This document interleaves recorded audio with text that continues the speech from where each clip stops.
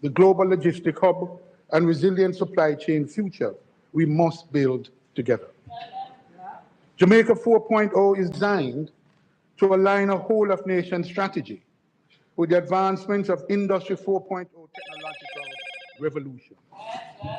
This transformative agenda, Mr. Speaker, aims to position Jamaica as the fourth node in the global trading system and a premier hub for business, trade flows, and logistics within the Americas.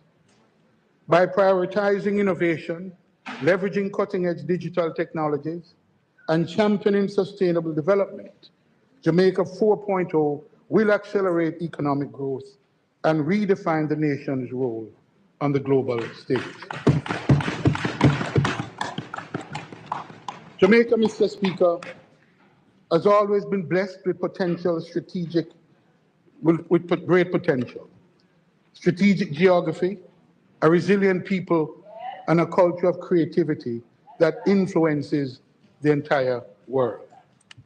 Yet, for too long, we have been held back by outdated systems, bureaucratic inertia, and missed opportunities. The Logistic Hub initiative, positioned to be the heartbeat of the Americas, remained shackled by inefficiency and a lack of focused implementation.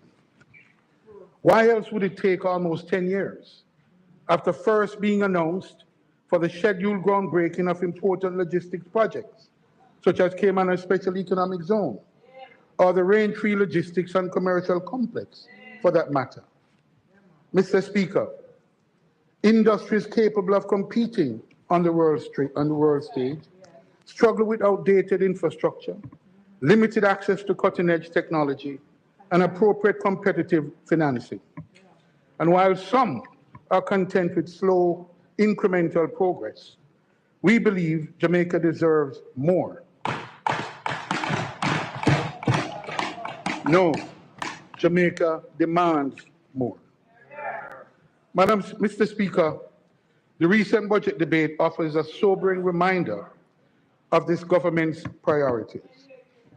Instead of presenting a visionary plan for Jamaica's future, the Prime Minister and the Minister of Finance offered a retrospective analysis that emphasized past achievement but lacked substantive proposals.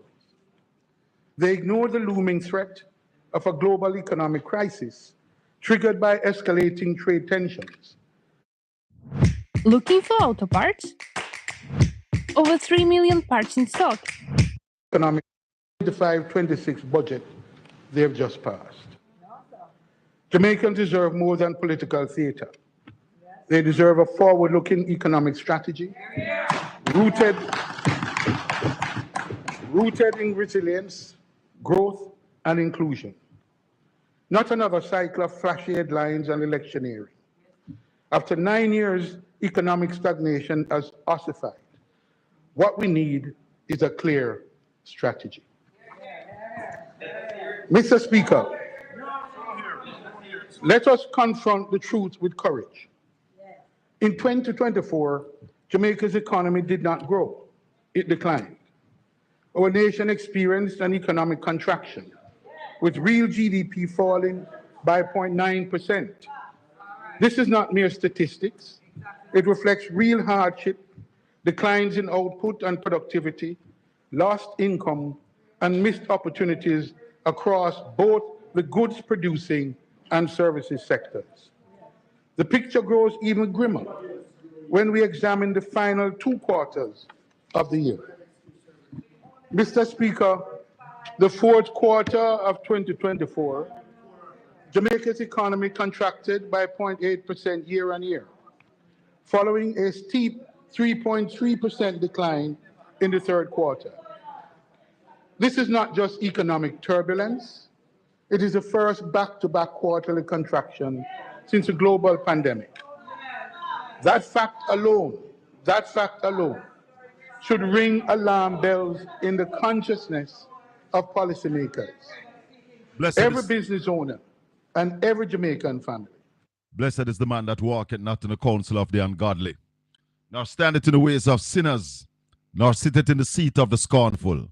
But his delight is in the law of the Lord, and in his law do we meditate day and night.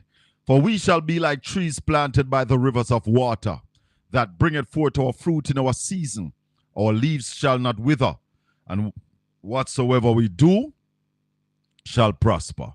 The ungodly, they are not so. They are like a chaff which the wind driveth away. Welcome, welcome to the Colin Bell Show for yet another Tuesday evening. Good evening, Caribbean Radio HD. Good evening to my people at Caribbean Radio. Portland Spice TV, good evening. We're coming to you live from the studios of Portland Spice TV, right here inside of Portland, Jamaica, West Indies. And to my TikTok family, Shaka Fame at TikTok. So my TikTok page is Shaka Fame. SHACKAFAME. That's my TikTok page. So I invite everybody to check out my social media angle. Portland Spice TV at YouTube, Shaka Fame at TikTok. Check them out for me. We are live on Caribbean Radio HD. We have a powerful program lineup for the item this evening. Real powerful program. Let me tell you what is going to be first. At 4:30,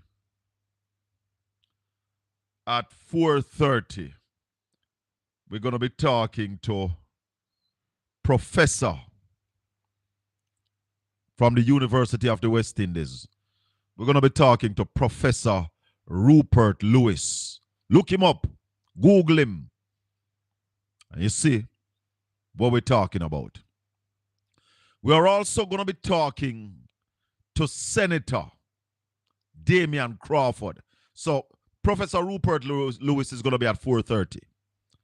And then we're going to be talking to Senator Damian Crawford at 5:15. And why we're going to talk to Damian, I hope this works.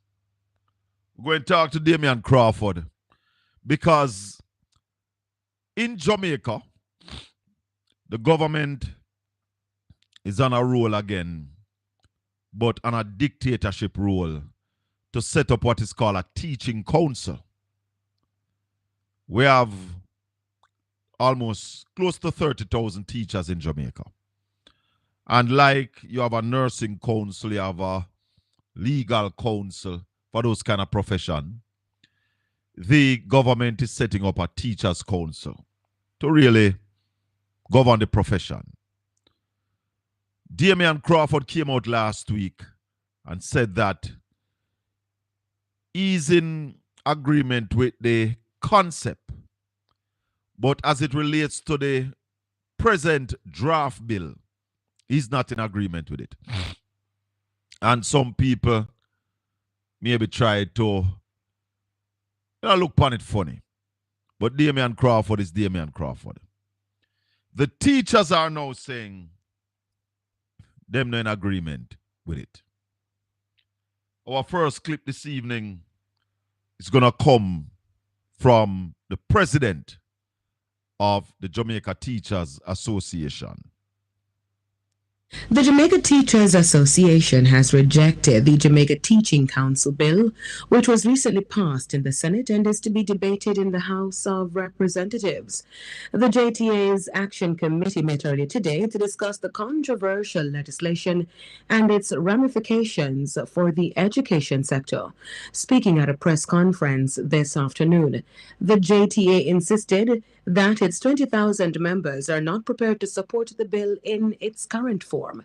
Nakinsky Robinson was at the press conference and now joins us live. Nakinsky?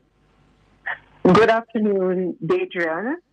So as you had rightfully said, JTA President Dr. Mark Smith, who was slightly tight-lipped about what potential action could be if the government decides that it will not conform or not bend to its agitation, but he remains adamant that governance requires consent from the governed, or simply put, the teachers want better representation when it comes to the Jamaica Teaching Council bill. Now, during today's session, Dr. Smith outlined the union's growths, and I will touch on just a few of these. The JTC's board of directors seems to be a sore point for the Jamaica Teachers Association. Now, under the proposed law, The board of directors would comprise of 31 representatives. The issue with that is only 6 can come from the body representing the majority of teachers, which at this time that is the JTA. In addition to that, only 11 is needed for a quorum, and that does not have to include a teacher or a member of the JTA. Secondly, the union also took issue with the licensing and authorization aspect of the bill. The union is arguing that the process to do these, or rather, the union is arguing that the process of registration rather and licensing of the estimated 25,000 teachers in the public sector and the over 2,000 teachers in the private system will require a significant bureaucracy with the teachers bearing the financial burden for the operation through fees. It says the waiting time for registration and licensing is spelled out, but the penalty for teachers without either of those is not. And so it has taken issue with that aspect of the bill. It says on other matters, the union believes that, or the president took the opportunity to also address questions about why is it that the JTA did not make its position clear before? And so President Dr. Mark Smith said, despite having 20 years of ongoing consultation, the JTA has always made its position clear that there were concerns with the bill. They've gone through several rounds of consultation. And so that is why the union and the government are here now. They have a problem that throughout those entire consultations, their position was not completely factored in. And that is why now there are issues arising throughout the process. And so it says if their pleas and agitation aren't heard, are a list of possible actions. And of course, that includes industrial action. And so confident is Dr. Smith that he says his members, his 20,000 members, are ready to stand with the JTA and take industrial action if it comes down to that. Were you able to get a comment from the government in reaction to their rejection of the bill? I haven't gotten that as yet because the conference ran a bit later. So we're just now wrapping up the entirety of that.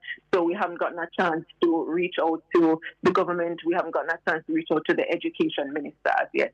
Thank you so much for that update, and we look forward to hear more on this developing story. The Jamaica Teachers Association rejecting the Jamaica Teaching Council bill, which was recently passed in the Senate. So now we have to be looking at these things seriously and wonder.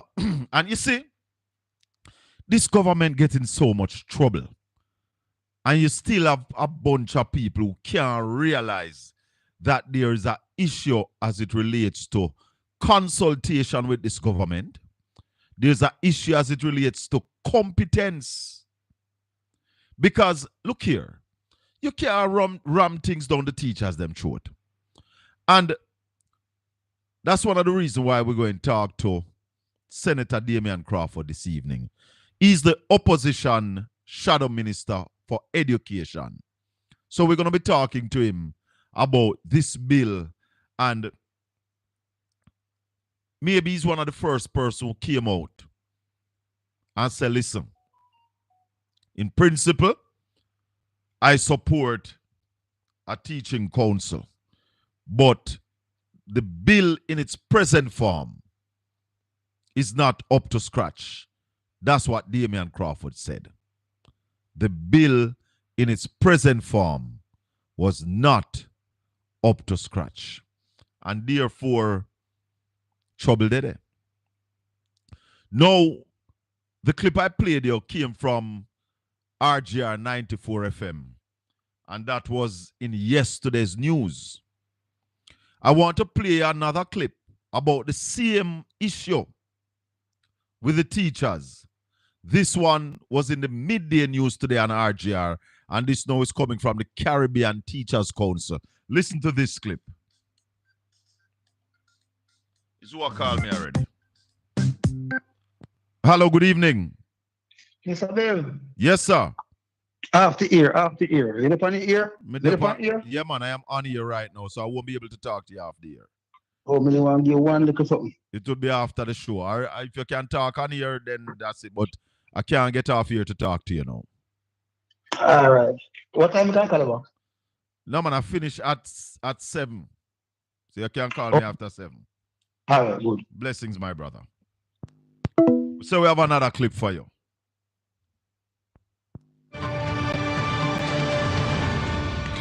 Good afternoon. I am Deidre Gordon with the Midday News. As the Jamaica Teachers Association pushes for greater representation and an improved support model for educators under the Jamaica Teaching Council bill, a regional union is expressing concern about the autonomy of teachers. President of the Caribbean Union of Teachers, Dr. Garth Anderson, says regionally, the JTA's position on the JTC bill is not unique, as a similar pushback is ongoing across other regional jurisdictions like Belize, which has an active teaching council. Dr. Anderson explained that the Belize National Teachers Union is facing similar challenges, some relating to the issues raised by the JTA, as well as human resource matters such as payroll deficiencies. Similar to the JTA's concerns regarding the board of directors for the JTC, Dr. Rattray, that's Dr. Anderson, says the powers extended to the Ministry of Education through the council cannot be overlooked. He is questioning the Ministry of Education through the council. Rather, he is questioning the motive behind the proposed legislation. The power of the minister to name 23 members of the 31-member board. 31 in itself is another issue telling you that we are not serious. Inefficiency, moving from 19 to 31. And 23 of those, the minister will be naming them. So is this really a bill to professionalize the profession, or the ministry is using it as a route to control teachers? Yes, we catch them now because the education regulation, we are not happy with how things operate under that regulation. So here is it now. The teachers are the problem in the system. We're going to catch them and we are going to punish them. Well, that is the tone of the bill. President of the Caribbean Union of Teachers, Dr. Garth Anderson. Meanwhile, Dr. Anderson argues that the CARICOM standards for the teaching profession, developed to guide policymakers for education sectors across the region, and which clearly outlines that the voices of teachers must be heard in law, is seemingly being disregarded by the government. And as Jamaica struggles with teacher migration, Dr. Anderson believes another wave of educators could leave classrooms as the JTC bill is non-functional for their operation. If this bill should go in as is, a lot of our teachers will leave our shores. It is overreaching. If the board, which employs the teachers today, carry out a disciplinary matter, taking some time, this entity can take it over, override the board, and that employs the teacher. If a court acquits a teacher on a charge, the entity can go back and retry the teacher if you're fit and proper. Where are we going? President of the Caribbean Union of Teachers, Dr. Garth Anderson. He was a guest on the morning agenda on Power 106 FM. During Monday's press conference, JTA President Dr. Mark Smith said there are several countries that are prepared to accommodate Jamaican teachers who intend to leave for better conditions. The Ministry of Justice... So,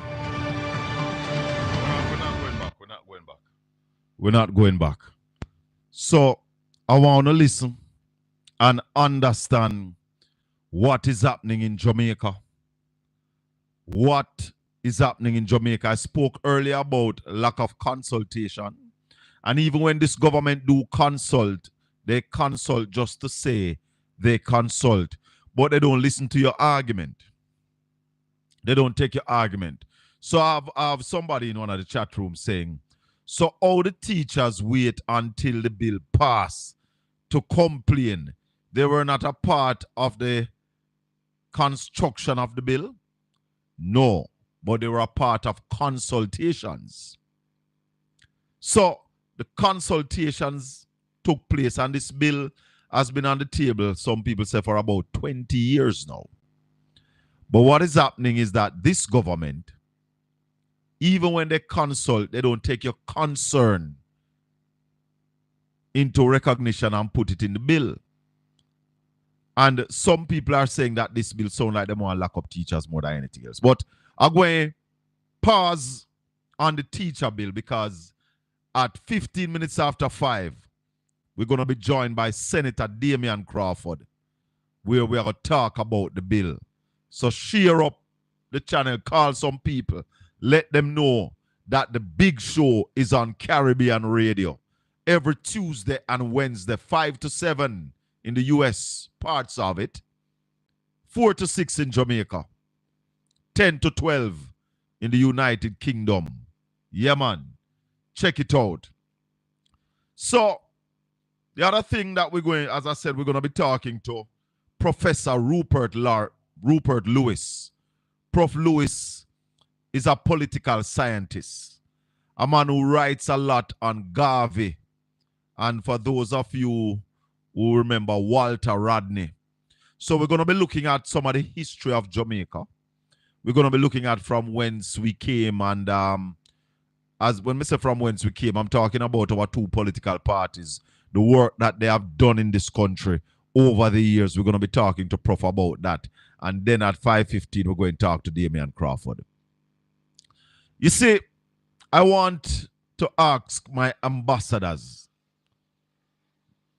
people who are getting closer to the program, to share it with some of the younger peoples. Because you know what I saw today? I was scrolling through TikTok today, and I saw a political discussion taking place. And you know, so once me say politics are discussed, me I go pause. And I wrote a comment. And immediately I wrote the comment. They blocked me. I say, I would have a shaka for him. And they blocked me. Now, I have a problem with them blocking me. Because a lot of the shows that are online are out there misleading people and try to get people to believe their lies. Now, that's why I say to people that I am not a blogger nor a vlogger. I am a broadcaster. So, when you see my show them, it is not the average Ray Ray and Lele. Babette, good evening. Marvin or Mavern, good evening. Good evening, Sister Cynthia.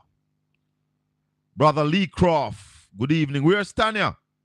Tanya, if you're late for class this evening, you see, if you're ever late, we come with the truth and we don't block nobody.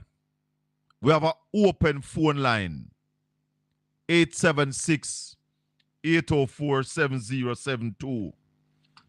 We have a US phone line because we are also on American radio. 305-654-7944. We don't scan our calls. We talk to everybody. The only request that we make is that when you come respectful, and to the best of your knowledge, we want the truth. We don't want no propaganda. Because we stand by the things that we say. And our reason for being here, it's about educating the people, Sister Louise. Educating the people. I've been meeting some of the Caribbean radio family. I met Sister Ingrid 2 Sundays ago. And Lord God, am I getting old? That I can't remember who me meet this week. This week, you know, I met 2 presenters from Caribbean radio. They were in Jamaica and they drove over to Portland so that them could have link up Chungy and myself. Yeah, man, it was a pleasure meeting you guys in live and living color. Really a pleasure. So, we want to invite the entire Caribbean radio family to join the Colin Bell Show on a Tuesday and a Wednesday as we keep you updated on what is happening in Jamaica. Now, people say me not talk about the good things. One good thing that is happening in Jamaica right now, murders are down by 36%. That's welcoming, a welcome feeling, because we believe people must live and no man have the right to take a next man's life. We want to congratulate the police on the work that they are doing.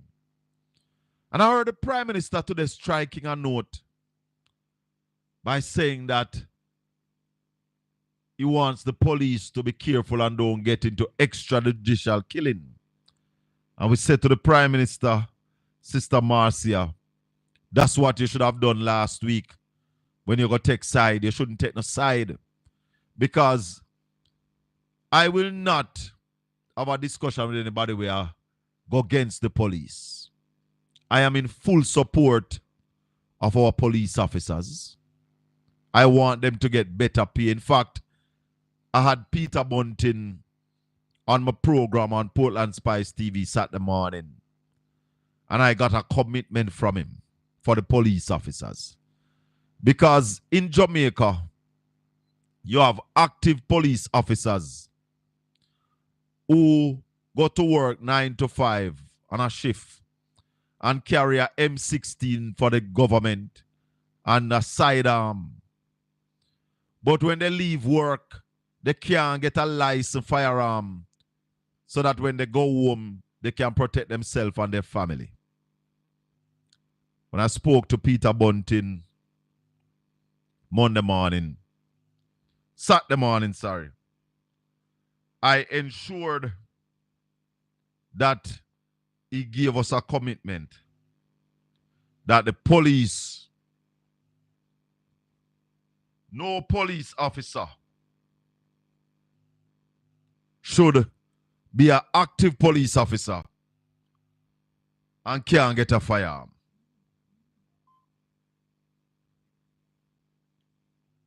Police officers again being denied firearm. We've come full circle now, I understand. Police officers again being denied firearm licenses. Police officers in good standing. And I think that is private firearm licenses, that is. And I think that is unacceptable. Comrade, what would cause a policeman to still be a police but can't get a licensed firearm? That is what is baffling a lot of citizens. If you can't get a licensed firearm, then you shouldn't be a police officer. Would you agree with that? No, well, I have actually seen a letter from the FLA to a police officer denying them a license on the basis of where they live. Where they live? Cherry Gardens? Of where they live. Cherry Gardens? No, in a city community. But then that's where you need it. And the irony is that it is that police officer who lives in a high crime community that would need it more than the person who lives in Cherry Gardens. I want a commitment from you this morning on behalf of police officers that when you become Minister of National Security, no active policeman would be denied a firearm. If he's going to be denied a firearm, you have to remove him from the force. Can we get that commitment this morning that all active policemen in good standing apply for a firearm for his personal use will get it? As long as they're completing their probationary period, which is part of their training, they should get it. If there's nothing that would disqualify them from getting it and would allow them to continue performing in the JCF. If there's something disqualifying them, then they should be on suspension or interdiction. But if they're a policeman in good standing, they, I think, have almost a right. We don't have it in our constitution as a right, but I think we owe that obligation to those who are out there risking their lives to serve and protect us, to be able to, in their private capacity, after they've finish their shifts of duty to have an opportunity to protect themselves and their families. Very well. Because when the bad man see them off duty, him now go say me I wait till you go back on duty, me tackle you. Precisely. It is serious. No. We've come full circle. There you go. No, I understand. There you go. So that's a commitment from the shadow minister of national security that no active policeman would be denied a firearm license. Did you see the video with the British citizen and the police, Mr. Bell? I don't know which video that lied. Robert Brown, no bro, there must be guidelines. What are you talking about? I don't know if you had said something else that I didn't get. But let me tell you something. If you are serving as a policeman, and you know what the problem? Some of those policemen have to take a bus to go home after them done them tour of duty, you know. Take a public transportation, take a taxi. But them have some crazy laws in Jamaica, you know, Christine. And Sister Marcia P. Them have some crazy laws in Jamaica. You know, if you're a licensed firearm holder, you're not supposed to ride on a public transportation with your license gun. That's one of the law in Jamaica. So, I am understanding that law to say if you don't have a vehicle, you're not supposed to get a firearm. I don't know if all of that really makes sense. I don't know if that really makes sense. But we have some serious legislation to fix in Jamaica, Babette. Serious legislation to fix in Jamaica. Because we have a set of legislation right now. Most of the people in the parliament right now lack the kind of knowledge and the ability. Brother Bailey, good evening, good afternoon. They lack the ability to think critically and think through complex matters. That's one of the problems. They can't think through complex matters. Colin Barnes, the Prime Minister should be ashamed by wearing of blue on that day. That's why the police does what they want.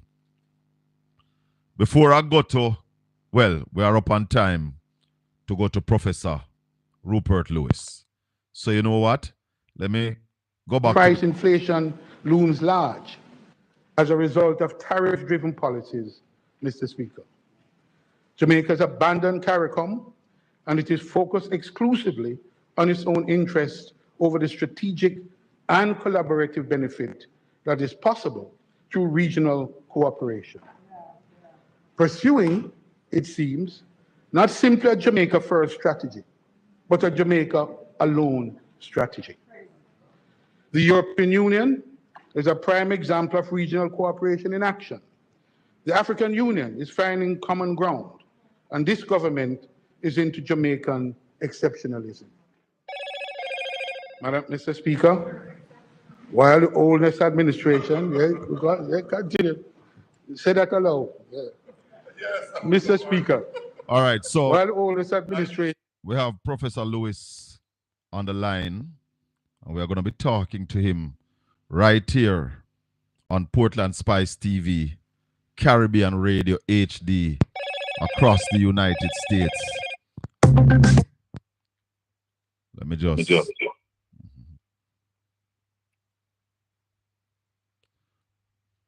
Professor Lewis, good evening. Good evening. How are you doing, sir? I'm fine, thank you. It's a blessed evening. Now, Prof, you're also a teacher, right? By profession. Yes. Yeah.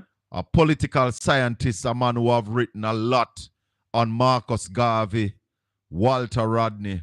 We want to look back a little bit, Prof, and that's why we call you this evening, because you have a lot of people who claim that they know the history, but they make it they make up what they want to make up as we go along. We are talking of teaching Garvey in school, Prof. What would that look like? Okay, well, some of Garvey is being taught in schools today in some of the social studies programs. However, it's not adequate and it really doesn't focus on his philosophy.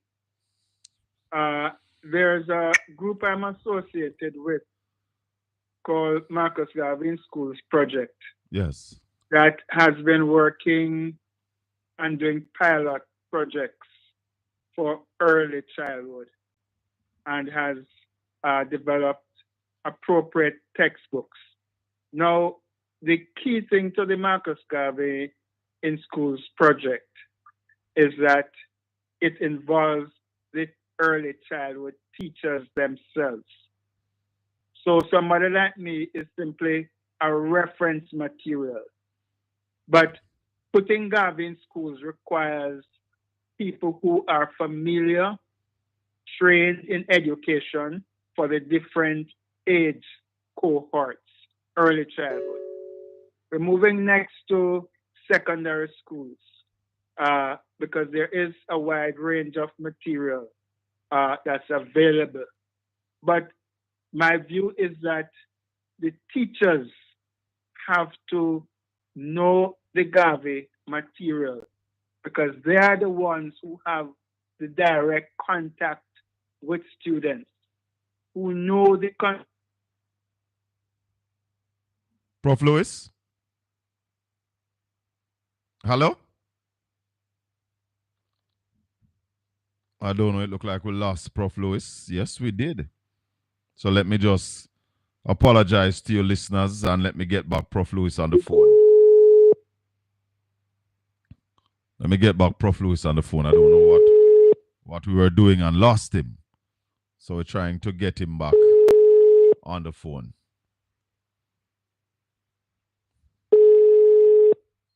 Caribbean Radio HD, we are live this Tuesday evening. This is the Colin Bell Show. As we try to connect back to Professor Rupert Lewis. The intention is to take it on. All right, so not getting back Prof. Lewis, but we're definitely going to try and get him back on the system. We don't know what went wrong. Let me just give him a minute to get him back so that we can, because we want to ask him questions about Garvey. We hear a politician a few weeks ago that said that one side run Garvey from Jamaica, one side bring him back. But we're just starting there as it relates to Jamaicans teaching Garvey in school. In fact, I was at a forum at the Edna Manley School of Visual and Performing Arts and hearing one of the lecturers said that when they go abroad, a lot of people try to teach her about Garvey. Prof? Hold on for me. So we want to hear all of that, because if Garvey is ours, we as a people need to know about Garvey. And to hear a lecturer saying that she go abroad, and when she went abroad, that's where she hear about the teachings of Garvey. Prof, welcome back. Professor Lewis? Hold on, I don't know what is happening to Professor Lewis's phone. Something all right with Prof phone. Let me try him back one. Let me try him back again. Don't know what is happening to his phone. Technology sometimes give us a little problem, but yes, Prof, hold for me. We are insisting that we're going to sort it out this evening. Professor Lewis, you're back with us? Yes, I'm back with you. Yeah, man. So you were telling us about what the teachings of Garvey in school should look like.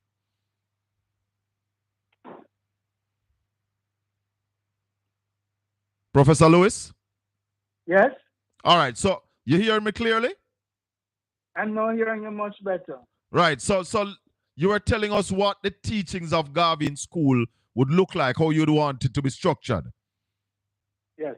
Well, it has been structured with respect to the participation of the teachers themselves at the different levels of the educational system. Yes. So as you go up to that level, as you ascend the age cohorts from early childhood to the different grades in high school through to tertiary, you have the appropriate age group teachers addressing those questions because they are in daily touch with the students in a way in which I am not. And therefore, whilst I can provide resource knowledge, references, information, the current scholarship on Garvey, it is they who have to absorb that and then develop the appropriate pedagogy that goes with it. Now, I want to say that in the course in next week, there's an important development at the Michael University. They are going to be publishing a book on Garvey's pedagogy, which means his theory of education. And interesting. That volume is the first publication of the Michael University Press. And the book is edited by Professor Clinton Houghton and the president of Michael, Dr. Ashburn Pinnock. It's an important development because it is within the teacher training colleges that you have to have the study students who are going to be teachers informing what they are teaching through the philosophy of Marcus Garvey. And this for me is a signal development that complements the project which I'm involved in called the Marcus Garvey in Schools project, which is chaired by a former JDF captain, Ephraim White. And Ephraim White has pedigree because his father was a close associate of Garvey back in the day. And he has taken up that mantle of his father being a Garveyite. So my whole approach is that you have to have the teachers being trained to teach Garvey. Ready to because teach that it. has been the missing link in the question of Garvey in schools. Prof, tell us a little bit now about Jamaica and Garvey. I heard a politician the other day on a platform saying that one party run with Garvey from Jamaica who brought him back. Tell us a little bit about Garvey and Jamaica. Well, that is a really important question, Garvey and Jamaica. And in fact, it's an area that I'm going to be writing on, continuing some of the work that I have done. But if you look at Garvey and Jamaica, Garvey is the link between 1865, Paul Bogle, George William Gordon, and the 1938 labor rebellions. No other leader in the early 20th century had such an impact on the generation that decided to revolt in the 1938 uprising. More than that, Garvey provided a platform for Jamaica's development. A very important part of his thinking on the revolution of Jamaican plantation system was land reform. And land reform has been one of the weaknesses of all of the political parties since independence, and I would dare say since independence, because independence is when we gained political sovereignty. Yes. And there's a set of articles that have been published in the Gleaner by an engineer called Chester Burgess on land and housing in Jamaica. And this is he has simply made it clear that the foundations of land impoverishment in Jamaica and the housing You're problem. talking about Dr. Burgess, right? Yes. Okay. Yes. Yeah, a good set of articles. But to come back to Garvey, Garvey had these Prof? Have we lost Prof again? The thing just a get sweet in our life. The thing just a get down to business. Don't know what happened to Prof phone. Don't know if we catch Prof at a bad time with the phone, a full charge or what. But we have some questions that we want Prof to answer, you know. Some things we want Professor Lewis. Prof, you back with us? Hold on.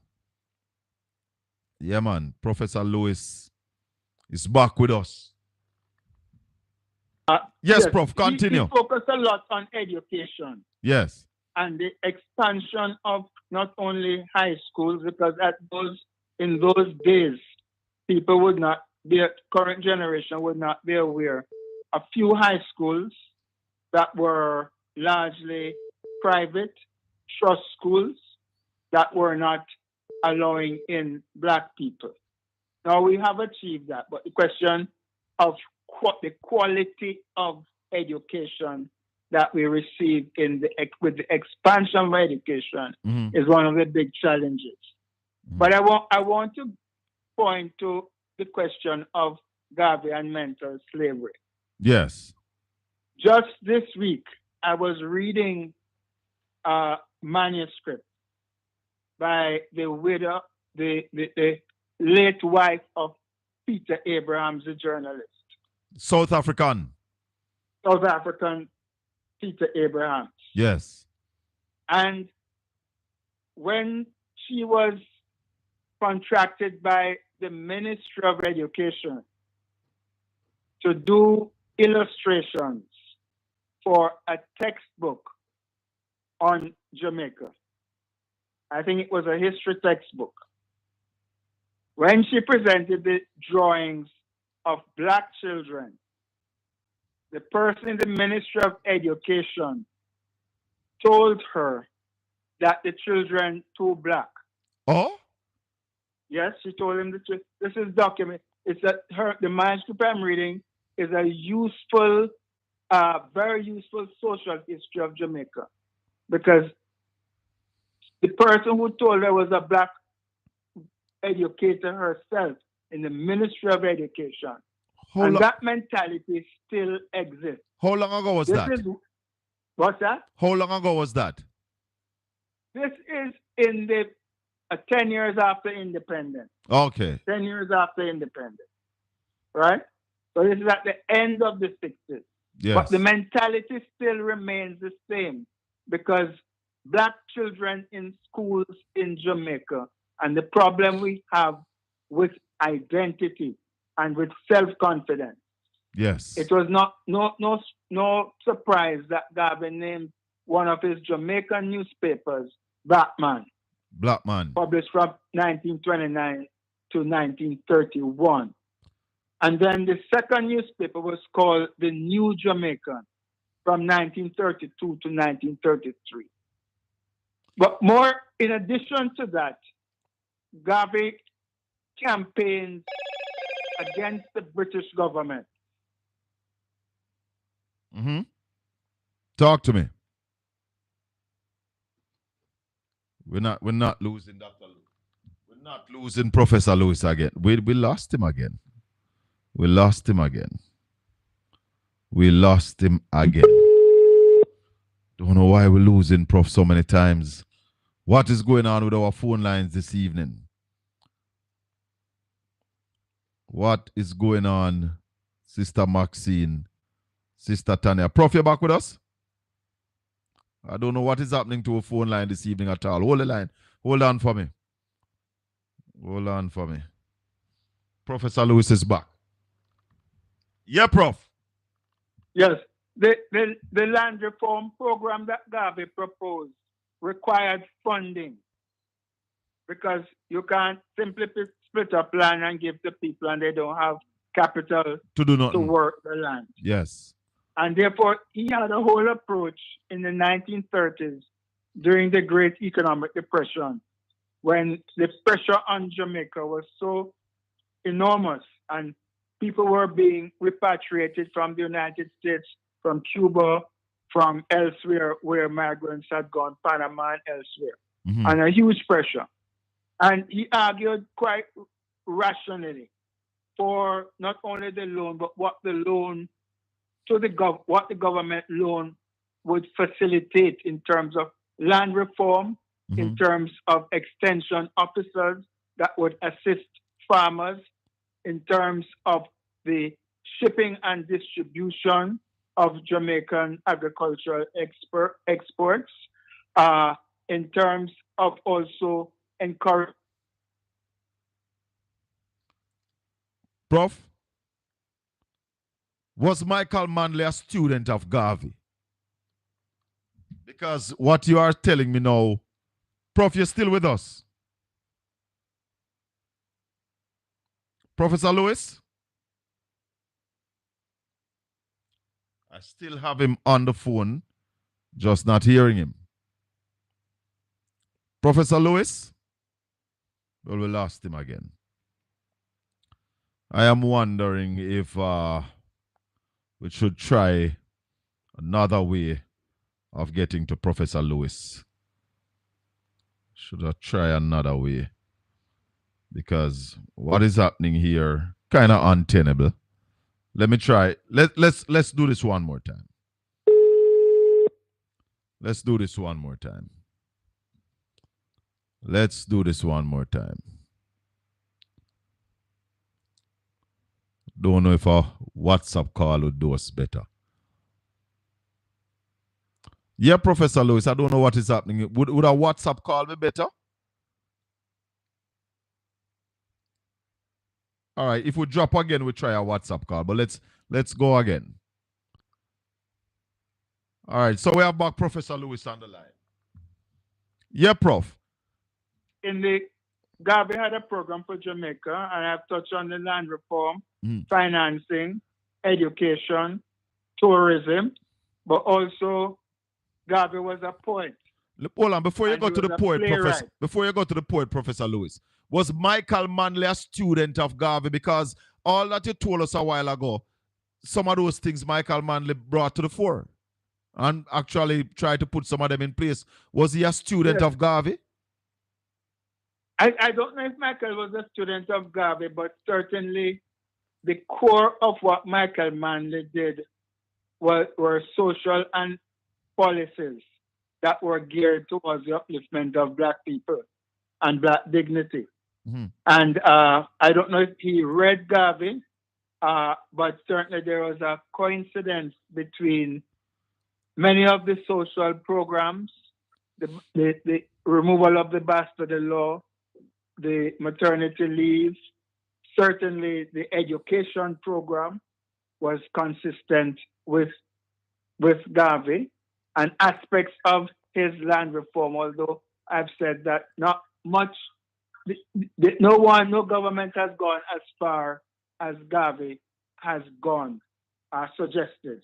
Right. So I can't say that he read, but what you have to remember about Michael Manley is that Michael was preceded by the Black Power movement. Yeah. And the Black Power movement and the Rasta movement of the 1960s had a big impact on Manley's own political consciousness and awareness of the centrality of the racial question. So even if I can't find evidence of him reading Garvey, he had an appreciation in many of his speeches of the significance of Garvey to Jamaica's psyche and national development. I want to link both the fact that Black Power movement and the Rastafari movement, the Walter Rodney disturbance uprising of October 1968, were part of a social and racial consciousness that had hit Jamaica. And very often people underestimate the impact that it had on Michael Manley himself. Yes. And as well as on the political movement of the day. But tell us a little bit about that connection with Michael Manley and the Rastafari that you just spoke about. Well, a connection between Michael and the Rastafari movement happened to be pretty close. The key link to that was Tony Spalding. Talk to me. Tony Spalding was connected to the music world and to people who lived in Trenchtown. Yes. And through that connection, Michael would have had close ties. And many of the musicians and singers of the day, including Bob Marley, were supporters of progressive change. Yes. Peter Tosh, Max Romeo, a whole side of musicians who sang. And I want to say that it is that social movement and that cultural current which itself helped to influence Michael's radicalism, as well as the actions of solidarity, which was given to African liberation movement. When you look at cabinet papers for the early 70s, I remember seeing one cabinet meeting around 72, 73, in which cabinet is discussing providing financial support to liberation groups. Oh. You are not going to get that unless you have not simply a mood in the country at the time that was in favor of solidarity with Africa, but you're getting a movement that is able to influence the leadership, Michael Manley and others, to bring others who were skeptical within the People's National Party, because People's National Party then and now made up of different trends and positions. Not everybody, they are in the party, but they are thinking differently about particular issues. So, but when Cabinet decided we are going to support ex-liberation movement, I always tell people that what was critical in the 1970s was the support that Michael gave to Angolan independence, the recognition of Angolan independence and Mozambique. But that the climate of opinion, you asked the basic question, did Michael read Garvey? The movement of the time in the 60s and 70s forced on the political leadership a position of what we then call sovereignty, political sovereignty, as the key aspect for a country that was not just a couple of years into independence. And in the 21st century, political sovereignty is now foremost in the political agenda of countries. And this is not even developing countries, but developed countries. When leaders of powerful countries say you want to own another country and so on, imagine facing that issue and you are a developed country. What say a country that is just out of 300 years of British colonialism, just trying to make its way, and you are faced now in the 21st century with a huge, powerful state who now is attacking the sovereignty of other developed countries. Prof, let me just say to my viewers and listeners, if you're just joining us, we are talking to Professor Rupert Lewis, a political scientist and a man who writes a lot about Garvey, Walter Rodney. Prof, Norman Manley, was he linked to the Rastafarian, and when did the Rastafarian movement really started in Jamaica? Well, you asked two questions. One, well, some people put it to the 1920s, and use the date of the coronation of Emperor Haile Selassie, Yes. I would say as a coming out, the assertion of a movement that had been in gestation from before 1930. Mm-hmm. But 1930 was the prophetic fulfillment of the Rastafari movement. Mm-hmm. And at that time, it was the Comsum people, or was Lux people at that time, Reverend Leonard Howell and others. And They said they weren't locks? They didn't carry locks? No. You look at Howell. Howell is dressed in a suit. Mm-hmm. Howell's hair is parted. That's it. The locks came early 50s and is associated, some say, with the Mau rebellion in Kenya. Oh, but they used to carry a beard before. What's that? It was the beard that they used to carry before? No, they didn't carry. Leonard Howell was a clean shaven Rasta. Because Rasta is not in your bearings in that sense. So it's in your consciousness. You don't have to dread to be Rasta then? Exactly. So to put it, to come back to your question about Norman Manley. Yes. It's important to understand Jamaica looked up to its educated people. Yeah.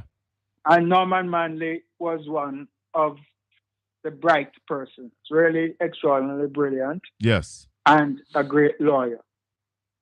He was brought into politics by a man called O.T. Fairclough. Who is the founder of the People's National Party? He is the founder of the People's National Party. He was a black Jamaican who went to Haiti, worked in a bank, came back to Jamaica, and couldn't work in any bank in Jamaica. Why so? And he put together the newspaper, Public Opinion, and he, with a group of other people, encouraged Norman Manley, who didn't want to come into politics, to enter political life. Now, Michael, Norman as a Jamaican light-skinned Rhodes Scholarship person. Yeah. The class color situation in Jamaica, he would not have had much contact with grassroots people. Would not have had much to do with people on the ground in the 30s and 40s. However, within the Garvey movement, a lot of the Garveyites were supporters of Bustamante. Oh, talk to me. A lot of the Garveyites, a lot of the working class people, because that was where the bulk of the laborers were on the docks and so on. It is said William Grant, who was a Garvey loyalist, who paved the way for Bustamante to be accepted by the masses. Okay. It is said William Grant. Prof? Prof, we're still hearing you. I don't know if you change your position. Professor Lewis? We still have him on the phone. He's still on the phone with us. We're talking to Professor Rupert Lewis, political scientist, historian, giving us some of the background of our people, because a lot of people don't know this history, don't know where we're coming from, and hence we lose our way. We lose our way because we don't know where we're coming from as a people, and hence any little foolishness can move us. Any little foolishness move us. Yes, Prof. Lewis, hold on. All right, so we're back with Prof. Lewis. We're not going to keep you much longer, Prof. But just finish up where we're at. Yeah, well, the relationship between, the people often talk about the conflict between Norman Manley and Garvey. And that conflict really arose from the fact that Manley defended the colonial people in the case where Garvey was absent from court, from the cases, the Kingston and St. Andrew Council as it was then. Yeah. Because he had been in prison for making claims, charges against the British justice for unfair dealings in the courts. And he was charged with sedition. So he missed sessions of court, sections of the council. And Norman Manley represented the opposition. Norman Manley also represented the Americans in a Liberty Hall case where Garvey was fighting to retain Liberty Hall. So these are legal cases in which Norman Manley was on the opposite side of Garvey. But this did not stop Amy Jakes Garvey in 1944, the first election under universal adult suffrage, of giving her support to Norman Manley, because she appraised and assessed that his approach, particularly in the area of education, would bring benefit to the Jamaican people. Finally, Prof, I'm not going to keep you much longer, but finally, before you go this evening, what really went down between the Rastafarians, Bustamante, and Norman Manley, hence leading up to the whole Coral Gardens debacle? Yeah. Tragically, and this is really unfortunate, because both Bustamante and Norman Manley gave Leonard Howell a very rough time. They continued the policy of attacking the emergent Rastafari movement and the cooperatives that Howell had built up at Pinnacle outside in St. Catherine. And the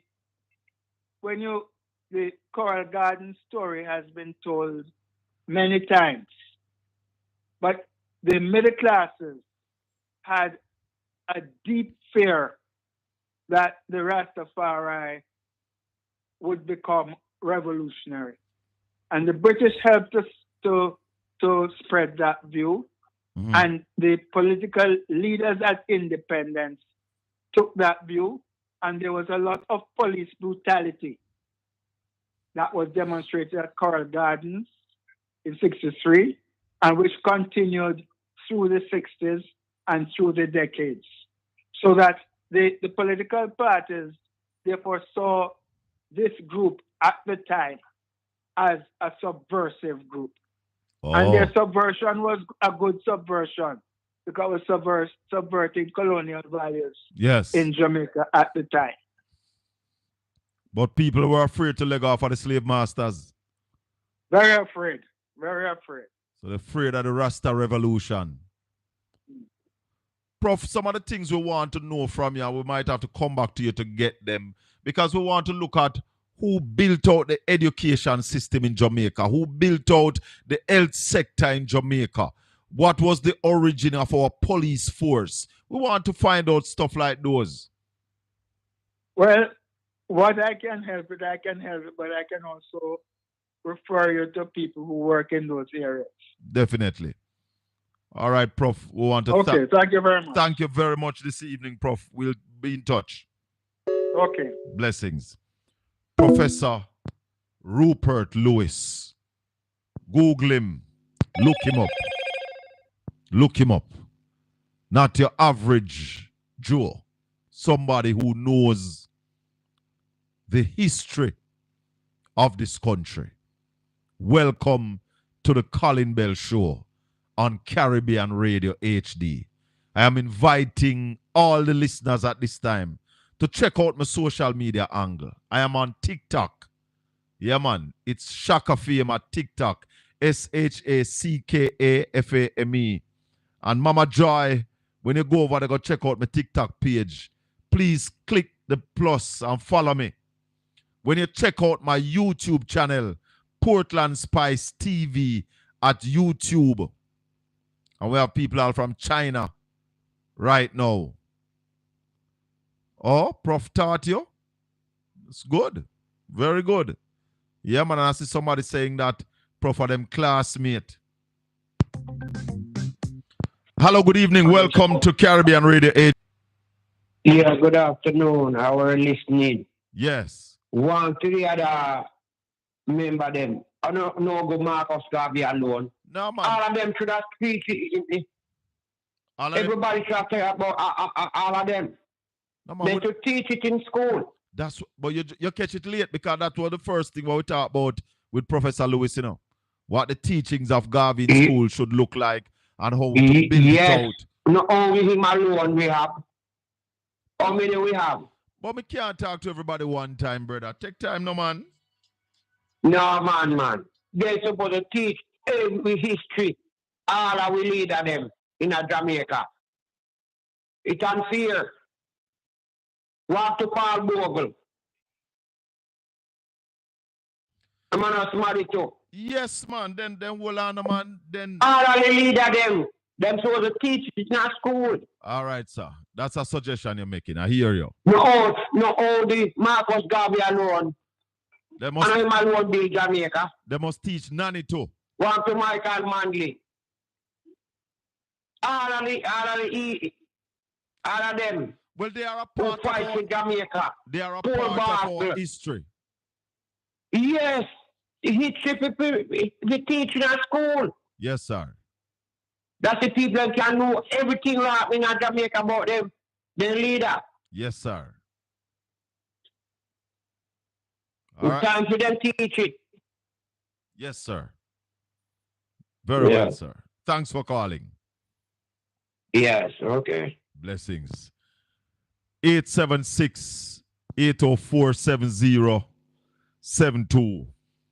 305-654-7944.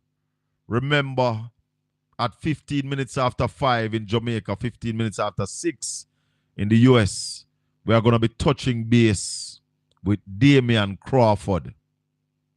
And let me play them clip here again before we touch base with Damian. So, if you're just joining us, you'll understand what it is we are going to be talking to Damian Crawford about. There's a problem in Jamaica where the government is implementing a teachers' council. Hello, good evening. Welcome to Caribbean Radio. Hey, good evening, Sir Colin. How are you doing, sir? I am doing well, thank you. Man, very informative discussion you just have with Professor, man. Yes, man. And we have to bring him back, because whole heap of things where we're not talking about yet. You hear some of the things I want to ask him about. The building out of our education system. Which one of the parties did it? Who built out the health system? How the police force came into being in Jamaica. We want to dig into those things. Talk to me. Exactly, man. This is man does, man. And your caller just now talking about Paul Bogle. You need to understand the difference. You're not talking about national hero, you know. No, we're talking about you're talking about those who defend the black movement and the rights of a Jamaican. Yes. It's a different scope from the national hero. Yes. Because one of them remember that even the church used to fight Marcus, you know. Oh yeah.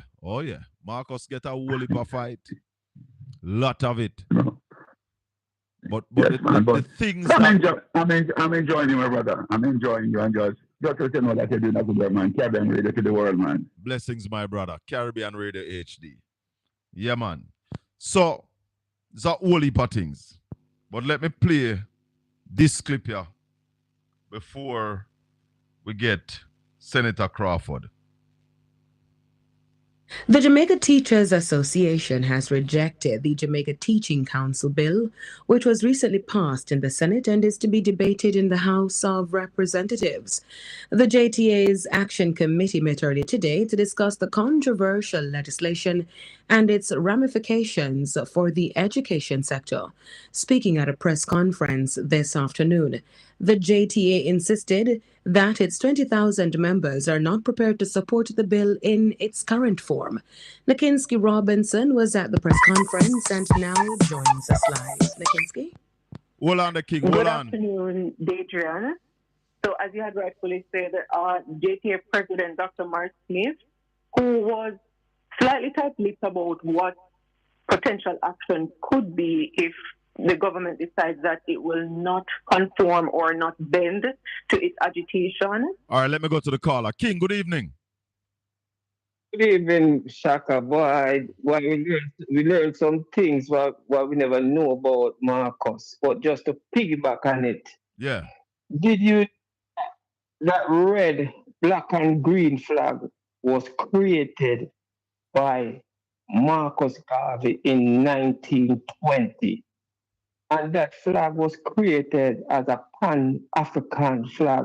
You understand me? Yeah. To bring black people together and to give us something to stand behind. Yes. You understand me? Yes. And that flag, that's the only flag, stand for black people, you know. A lot of people don't know, may see that flag and don't even know what that flag stands for.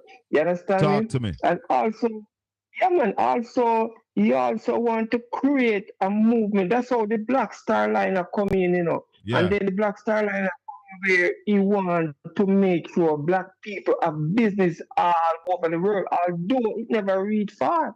But that's the way how that flag's coming in. And the red stand for blood, the black stand for us, and the green is for the richness of Africa.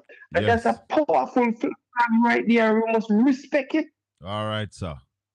All right. Yeah, man. All right. Keep tuned. We'll join Damian. We'll talk to Damian Crawford about the Education Council, where they might try build a Jamaica. Yeah, all man. right? All right, my brother. Work here, sir. Blessings, man. One love. One love. Senator Crawford, hold the line for me, please. Hold on. I could just hook up.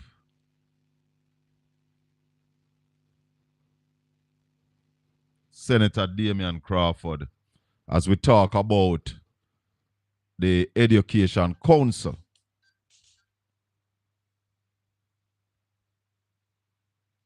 Senator Crawford. Good evening, sir. How you do? We're good, man. Caribbean Radio HD, whole heap of people over United States are listening with the Pambo 11 radio station over there, Yeah, I respect, man. Love and honor. Yes, man. So, the Teaching Council is something that has been on the table for about 20 years. The government first tabled it in the Senate, where you're a senator, and you came out and said you are not against the concept of the bill, but you are not for what is on the table right now. Speak to us about that. Yeah, what is on the table now treats the teachers as if they deserve hostility. It is more punitive than supportive, and it is seeking to use a sledgehammer for a set of people who have been a great contributor to the society. So the general principle I'm not against, but the approach is one that is unlikely to be acceptable to any individual in any profession. And you're a teacher yourself? For many years. I've been a teacher for 25 years. But the present Minister of Education has also been a teacher, right? I think she taught for 1 year in transition. Oh, so she wasn't a career teacher. No. But what this bill robs many others of that experience and opportunity. Because this bill now don't allow you to just, like a lot of people came up in the teaching profession by starting to teaching at a basic school, and somebody call them to come teach at the primary school or the early age school for a little while. What you're saying, that this bill would rule that out? Yes, it would rule it out. And many people who have found teaching, studied other things, went into teaching maybe because of necessity, found that they liked it, did their improvements and never came out. The bill also contains some aspects that you are totally against. Tell us about some of those. Well, for one, we believe that the cost of implementation should be borne by the government, not by the teacher. And I've heard some people say, so how government going to afford it? Now, how can that be a consideration for the government, but not a consideration for the individual? How can you not equally ask, how can the teachers afford it? On the small salary? Well, the government have 1.2 trillion. The teacher only making 2.5 million. So the government is way more able to afford than the teacher, than any teacher.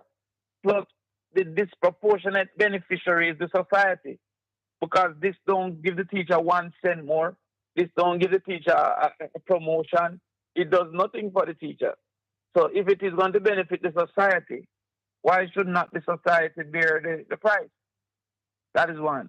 Mm-hmm. The second thing is that there must be a fund for legal representation. There's no way that as a teacher you should allow yourself to get into the negatives that is facing the police force. The police force can be caught up by indicum. They go in front of it with the lawyer. They found not guilty, but they still punished with the cost of legal fee. Millions of dollars, sometimes hundreds of thousands of dollars. Talk to me. So that is ridiculous. This thing also reduces the flexibility of the principal. So a person can be under investigation, and until a decision is made, the principal is not informed. So it's when you decide that the teacher no longer should teach, you tell the principal, which would leave weeks without a teacher for students. So that is ridiculous in and of itself. Then if you're licensed to teach math, you can't teach physics. If you're licensed to teach physics, you can't teach math. Hold on. So I thought once you are licensed as a teacher, then you can teach. No? No, you're licensed for a specific year group, licensed for a specific course. I mean, it's crazy. Dear man, you are the education minister in waiting. Have you started drafting what this bill ought to be? Yes, we have sent any recommendation. We didn't hear that a while ago. Maybe you moved the phone or something. We sent many recommendations mm-hmm. to the ministry and to we've made it public as well. We have made our recommendations public. Yeah. But they have been generally ignored. I mean, as simple as this. They are seeking to police volunteerism. So I, as a volunteer, don't count as a volunteer because my volunteerism isn't ad hoc. I go every Saturday and teach math. Right. They're now saying I must be registered, I must do performance evaluation. To volunteer, then the best thing would have been to stop. To just leave it alone and then the children suffer. So it's crazy. One of the reasons the JTA, they are saying that they are against the bill as well. And one of the reasons they put forward that the board consists of 31 persons. Only 6 teachers will be on the board. And to have a quorum for a meeting, it's 11, and it doesn't require a teacher to be there. What are your views on that aspect? Yeah, again, but you see, they're halfway people. Whenever they try to criticize them, say everybody else, like lawyer and doctor, have their counsel. Yes. But those people are managing themselves. 90% of these counsels are doctors or lawyers. Because like for the nursing council, 80% are nurses. But on the teaching council, 20% are teachers. No, 19% to be exact. Yeah. I just use 6 over 30. Yeah. But how it'll so? be about 19.3%. Yeah. But what is the reason given for that? Malice. There's no reason given for that. That's just a perception of teachers that is negative, a negative perception of teachers. They feel that these people are to be treated as children and must be managed and policed. This is not a JTC, you know. This is not a teachers' council. This is a teachers' indicum. It's a different thing. There are also laws in it that will send teachers to prison, right? And charge them up to $1.5 million. For what? It is more expensive to teach without a license than to drive without a license. So, to drive without a license is 40,000. To teach without a license is 500,000. How can that make sense? The Caribbean Teaching Council is saying that Jamaica ought to be careful because if you push through this bill, more teachers are going to leave our shores. Oh, that is a certainty. That's a certainty. Plus, you ask them to renew and review their participation every 5 years. You know that if you did ask people to review their marriage license every 5 years, you'd have way more divorce. Of course. Because when a man sit down and look into it, him say, boy, or she say, you know, I've left this thing, you know. Him just wait for the 5 years to come and renew. A police record every 5 years. You have been saying to the government we need to develop policies to keep our teachers, to induce our teachers to stay. What is this going to be doing to our teachers? Oh, this is a greater impetus. Greater impetus. What do you intend to do, Damian? I mean, as I said earlier, you are the education minister in waiting. All this problem sooner rather than later will be at your door. How are you going to deal with this? Well, immediately we will implement the recommendations. As I said, we are not against a teaching council, but the recommendations that we have made will be immediately implemented. The consultations with the teachers, how much from that they went into this bill? Very little, not. And that is what that consultation declaration. They spoke JTA, but they didn't give any consideration to your recommendation. They ignored almost 99% of it. Is it that the government is against the teachers, Damian? Against the teachers, I don't know, but I think that they perceive them as an enemy. And when you perceive them as an enemy, you approach them as an enemy. You know, if you're collecting money from your sister, you collect it different than if you're collecting money from a stranger. Yes. Yeah. So the two of them owe you, you know, but your approach is different. Yeah, but I believe that they want to blame the teachers for the failings of the education system, to absolve themselves for their lack of participation, lack of funding, and lack of intervention into the system. So they are seeking to spell the teachers as negative individuals who are not doing what they're supposed to do. But if from time immemorial these people have been teaching, we have had teachers, we have never had a teaching council, and you want to put a teaching council in place that will see teachers going into the classroom and looking into a prison room, what message are you sending to our teachers? That this is too risky to stay. You know, the UK don't ask for a renewal. Once you're registered for life unless there's reason to remove it. What is in the US? The US have multiple different things because each state have their own reality. Oh, but yeah. Canada also don't ask for a renewal. Oh. And these places, what about Cayman, Bermuda? You did any research on those places? No, I didn't go as far as those. Many of these countries would be new to teaching council. But I didn't go to those areas. But also the fact that they pay way more than Jamaica, then with all these stringent measures coming into place, then you might find September's. But hold on, before we even go to September short a teacher, many students leaving sixth form are now teaching in our system. What would happen to those students? And many are being asked to assist in just like homework classes and all of those things. All of that is now out. I mean, a man holding a tutorial on the internet is now facing $1.5 million. So hold on, like when or 12 months imprisonment. So what can go so? But Damian, like when you used to teach your maths class online, you are saying no, a man get up and feel like, yeah, me have knowledge of this topic. I can teach it and go online and teach it and he's not registered. You are saying that he can be charged and be imprisoned or fine or confine? That is what the bill is saying, as long as it's not ad hoc. So if you do it every week or every day or every Monday, he's at risk. Or if him do it at one time, they might not charge him. But, yeah, that's ad hoc. If you do it one time, so you might have to go to take your whole day and do the whole of them.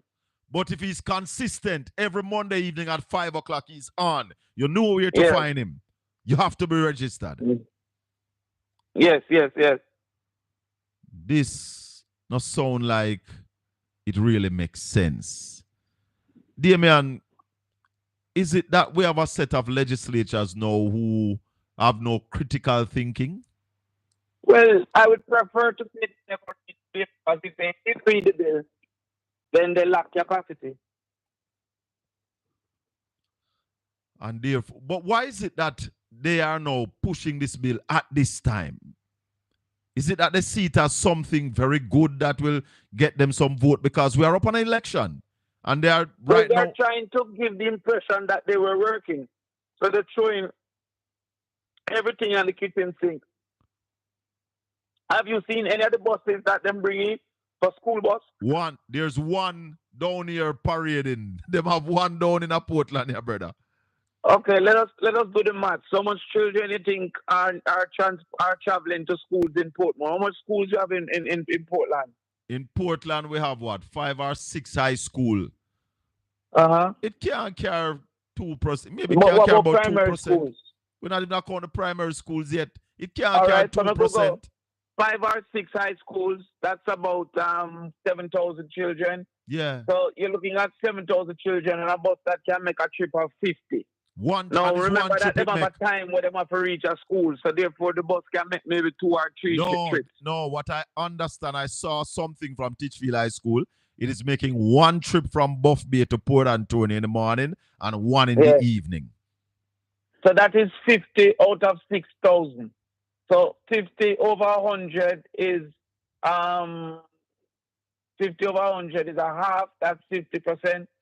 So you talk about 5%. 5 to 5%. Yeah. You tell me now, with all of the animosity, all of the ramping, all of the videos that they're making. Yes. The highest capacity of this bus is 5% of the population. Can't make. What sense does that make? None at all. Okay. Because if you had the primary schools to it, because some children have to travel to primary school, then you might come down to about 2%. That's the point I'm making. And therefore, we have serious issues. Only so 18... can a government suggest that their intervention is to solve the problem of 5% of those facing the problem? And I tell you something, the people who are facing the harder part of the problem, the bus not going to them. Because the bus... Because it don't go up into the hill? No, it stays on the main. All right. So how do they get to the main from the vast majority of their communities? Crazy. It's crazy. My brother... So the people up in Fellowship, people up in Moortown, them not see... How do they get down? No, man, them not see that bus. They might see it when it park up at Titchfield. So you would recognize that these people are not so offensive. And this is coming after 18 years, you know. It's after 18 years of the West Portland MP, this is coming. Yeah. So it is ridiculous. But they were just trying to say they've finished something. Yeah. And it seems to have caught them in fire. Yeah. Well, my brother, keep up the fight. Thanks for the work that you are doing. We appreciate it. The people of Jamaica appreciate it. And we hope that when they call it, the people will vote for change. All right, my brother. Big up yourself. Thank you. Yeah, man. Senator Damian Crawford, my people. Talking about the teaching council. How you are putting a teaching council together. And I tell teachers, if you teach without a license, $1.5 million, or you go to prison. Then the people are not going to left and go away. What rubbish. Dr. Dana Dixon Morris, that's such a name. Another fly-by-night PNP propaganda machinery. Splash Radio, New Jersey. Where this fool come from? Wait. Me play where the JTA president said. I was playing it. Good evening. Welcome to Caribbean Radio HD. Yeah, even Colin Bell. Blessings. Welcome. Yeah, this is my first time calling, but certainly not my first time listening. Thank you very much for listening, sir. Yeah, doing a wonderful job. Thank you. I was looking at the education system. It's really poor. You know, I mean, my wife she's a teacher. You know, she teach at high school. Yeah, in Jamaica. She's in Jamaica. Thank you. She do maths. She's a maths teacher. You know, but I'm saying for the teacher to take on more, we call it costing, if there's something happening, that's really bad. You know, they're hardly making money because by they take out all of their taxes and the responsibility that they have. I heard my wife said, "Boy, you come like she's not working," because when all of this stuff come out that she have to pay, it's nothing much left. Teachers and nurses in Jamaica, police, they are among the working poor. And that shouldn't be. I mean, teachers is one of the most important people that we have in Jamaica. Teacher teach everybody. Everybody you see there, they come through teaching and have teacher have impact on them basically. Yes. So it is very important that we show our teacher respect, and everything that we teacher have, everything that we teacher need, they should get it. They shouldn't be stressing out themselves to get something from the government or fighting. Everything that they need, they should have it. Our teachers should be protected. Our teachers should be looked after. Because you see, these professions, as I said, they are not get-rich profession, you know. Nursing, teaching, police, firemen, soldier. They are not get-rich profession. So the country should look after these people and ensure that they have a comfortable life. And the plan going forward for the next PNP administration, that teachers are going to get duty concession if you teach for a certain time. You are going to get special attention to get housing. Because as Senator Crawford said, we must implement strategies to keep our best teachers in Jamaica, because we see people from the United States coming to Jamaica to take our teachers.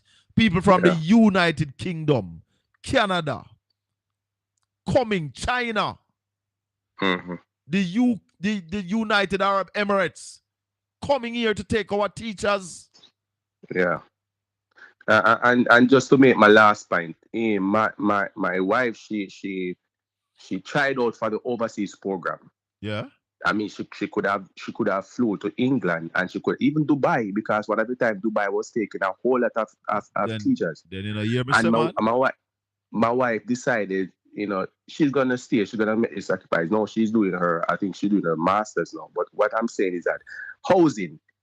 We tried out for a house somewhere, I think a couple years ago. Yeah. We tried out to get a house. I mean, I had some points. She had some points because, you know, the two of us coming together. And we couldn't even get a house. Listen, man. We couldn't even get a house, and she's in the profession for a good while now. Couldn't get a house, and I'm saying that's why I can't wait for basically Mark Golding to come in. So that's why you hear Mark Golding said they are putting every year. They're going to put in place $1 billion for people to get that as a grant, 500,000 to pay down for your house. The other thing that Mark Golding said he's going to do, the cost for land, when NHT build house for sell back to teachers and whoever, he's going to remove the cost of the land, because for that $11.4 billion that we've been taking from NHT, the government, the next PNP government, going to give back NHT land for them money there. Yeah. So to bring down the price of housing, so teachers, nurses, police, firemen can get a house. That's right. All and right. my last point, that's my last point. My last point is that I want to tell him, my MP is him, I think, Dennis Daly. Tell her to step up our game. I'm a Please. friend. I'm a friend in a man. Tell her to step up our game. I will. Just tell her that. Tell her to step up our game, especially in Central Village. I will. I will. All right. Blessings. Lady P, good evening. All the people in the chat room at Caribbean Radio HD. Let me tell you something. When we come on radio, we come proper. Shower, man. They are listening, you know? Bless up. I listen on the puff boy, the puff know enough, man. No, I'm about 80 and 90 years. You know, so me never check him age. Or prof a big man. Yeah, man, because the puff I give from way back in the 1930s. Man, must supposed to be 90 at the old man that knows something, brother. No, but remember, history is written, you know, brother. So you know, you have to be as old as history to know history. Yeah. But him study the history, you know? Yeah. Yes, man. I like how you catch learning from him, you know? Yes, man. Then. Yeah, also me like a man catch learning from a bigger man more than a jump with that thing where you don't know. You get man. Let me tell you something, man. Me tell you something, I'm a blogger, you know. So me bring on people on the show where we can learn from. All of us can learn. Each one, teach one. That's the mantra here, you know. Educate to elevate. Yes, man. Shaka, me listen enough of the program, them in the Shaka. Some people run the thing, you know, but they don't know nothing, you know, they don't get like a sketch on their run, you know? Yeah, man, and spread propaganda. Try to get understand and learn. Yes, man. Yes, all right, my boss. Me they are listening. One love shower, man. Big up yourself. Hold on a garden. Oh, garden. Good. One love, brother. Yeah. All right. 876-804-7072. 305-654-7944. This is the Colin Bell Show on Caribbean Radio HD. We no scan, we call them. So the man where I run off his mouth we come from New Jersey. Give us a call. We no spread propaganda upon the show, brother. We talk facts. So, if you never hear it, let me play something from the president of the JTA, the Jamaica Teachers Association, coming from RGR 94 FM. Listen. Teachers Association has rejected the Jamaica Teaching Council bill, which was recently passed in the Senate and is to be debated in the House of Representatives. The JTA's Action Committee met earlier today to discuss the controversial legislation and its ramifications for the education sector. Speaking at a press conference this afternoon, the JTA insisted that its 20,000 members are not prepared to support the bill in its current form. Nakinsky Robinson was at the press conference and now joins us live. Nakinsky? Good afternoon, Adrian. So as you had rightfully said, JTA President Dr. Mark Smith, who was slightly tight-lipped about what potential action could be if the government decides that it will not conform or not bend to its agitation, but he remains adamant that governance requires consent from the governed, or simply put, the teachers want better representation when it comes to the Jamaica Teaching Council bill. Now, during today's session, Dr. Smith outlined the union's growths, and I will touch on just a few of these. The JTC's board of directors seems to be a sore point for the Jamaica Teachers Association. Now, under the proposed law, the board of directors would comprise of 31 representatives. The issue with that is only 6 can come from the body representing the majority of teachers, which at this time, that is the JTA. In addition to that, only 11 is needed for a quorum, and that does not have to include a teacher or a member of the JTA. Secondly, the union also took issue with the licensing and authorization aspect of the bill. The union is arguing that the process to do these, or rather, the union is arguing that the process of registration and licensing of the estimated 25,000 teachers in the public sector and the over 2,000 teachers in the private system will require a significant bureaucracy with the teachers bearing the financial burden for the operations through fees. It says the waiting time for registration and licensing is spelled out, but the penalty for teachers without either of those is not. And so it has taken issue with that aspect of the bill. It says on other matters, the union believes that, or the president took the opportunity to also address questions about why is it that the JTA did not make its position clear before. And so President Dr. Mark Smith said, despite having 20 years of ongoing consultation, the JTA has always made its position clear that there were concerns with the bill. They've gone through several rounds of consultation. And so that is why the union and the government are here now. They have a problem that throughout those entire consultations, their position was not completely factored in. And that is why now there are issues arising throughout the process. And so it says if their pleas and agitation aren't heard, are a list of possible actions. And of course, that includes industrial action. And so confident is Dr. Smith that he says his members, his 20,000 members, are ready to stand with the JTA and take industrial action if it comes down to that. Were you able to get a comment from the government in reaction to their rejection of the bill? Well, it's one thing I want to say to the teachers. You have a friend in the PNP. Since the GLP want to send teachers to prison, you have a friend in the PNP.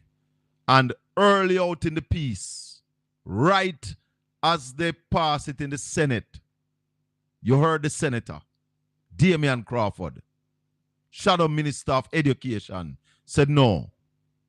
This bill in its current form can't work. The People's National Party called a press conference, and they had no less than 10 teachers who are on the team. In fact, you hear the man spoke about Dennis Daly a while ago. Dennis Daly was a principal. Damian Crawford, Dr. Andre Orton. Whole heap of them who were teachers and therefore could not agree with a bill that is threatening to charge teachers more for teaching without a license than for a man driving without a license. And right now, all teachers are teaching without a license. What them terms they for? And then you want to put more people on the board than the teachers them? I want to listen where the man from the Caribbean Association said, listen to this here one, you know. Noon, I am Deidre Gordon with the Midday News. As the Jamaica Teachers Association pushes for greater representation and an improved support model for educators under the Jamaica Teaching Council bill, a regional union is expressing concern about the autonomy of teachers. President of the Caribbean Union of Teachers, Dr. Garth Anderson, says regionally the JTA's position on the JTC bill is not unique, as a similar pushback is ongoing across other regional jurisdictions like Belize, which has an active teaching council. Dr. Anderson explained that the Belize National Teachers Union is facing similar challenges, some relating to the issues raised by the JTA, as well as human resource matters such as payroll deficiencies. Similar to the JTA's concerns regarding the board of directors for the JTC, Dr. Rattray, that's Dr. Anderson, says the powers extended to the Ministry of Education through the council cannot be overlooked. He is questioning the Ministry of Education through the council. Rather, he is questioning the motive behind the proposed legislation. The power of the minister to name 23 members of the 31-member board. 31 in itself is another issue telling you that we are not serious. Inefficiency, moving from 19 to 31. And 23 of those, the minister will be naming them. So is this really a bill to professionalize the profession, or the ministry is using it as a route to control teachers? Yes, we catch them now because the education regulation, we are not happy with how things operate under that regulation. So here is it now. The teachers are the problem in the system. We're going to catch them and we are going to punish them. Well, that is the tone of the bill. President of the Caribbean Union of Teachers, Dr. Garth Anderson. Meanwhile, Dr. Anderson argues that the CARICOM standards for the teaching profession, developed to guide policymakers for education sectors across the region, and which clearly outlines that the voices of teachers must be heard in law, is seemingly being disregarded by the government. And as Jamaica struggles with teacher migration, Dr. Anderson believes another wave of educators could leave classrooms as the JTC bill is non-functional for their operation. If this bill should go in as is, a lot of our teachers will leave our shores. It is overreaching. If the board, which employs the teachers today, carry out a disciplinary matter, taking some time, this entity can take it over, override the board, and that employs the teacher. If a court acquits a teacher on a charge, the entity can go back and retry the teacher if you're fit and proper. Where are we going? President of the Caribbean Union of Teachers, Dr. Garth Anderson.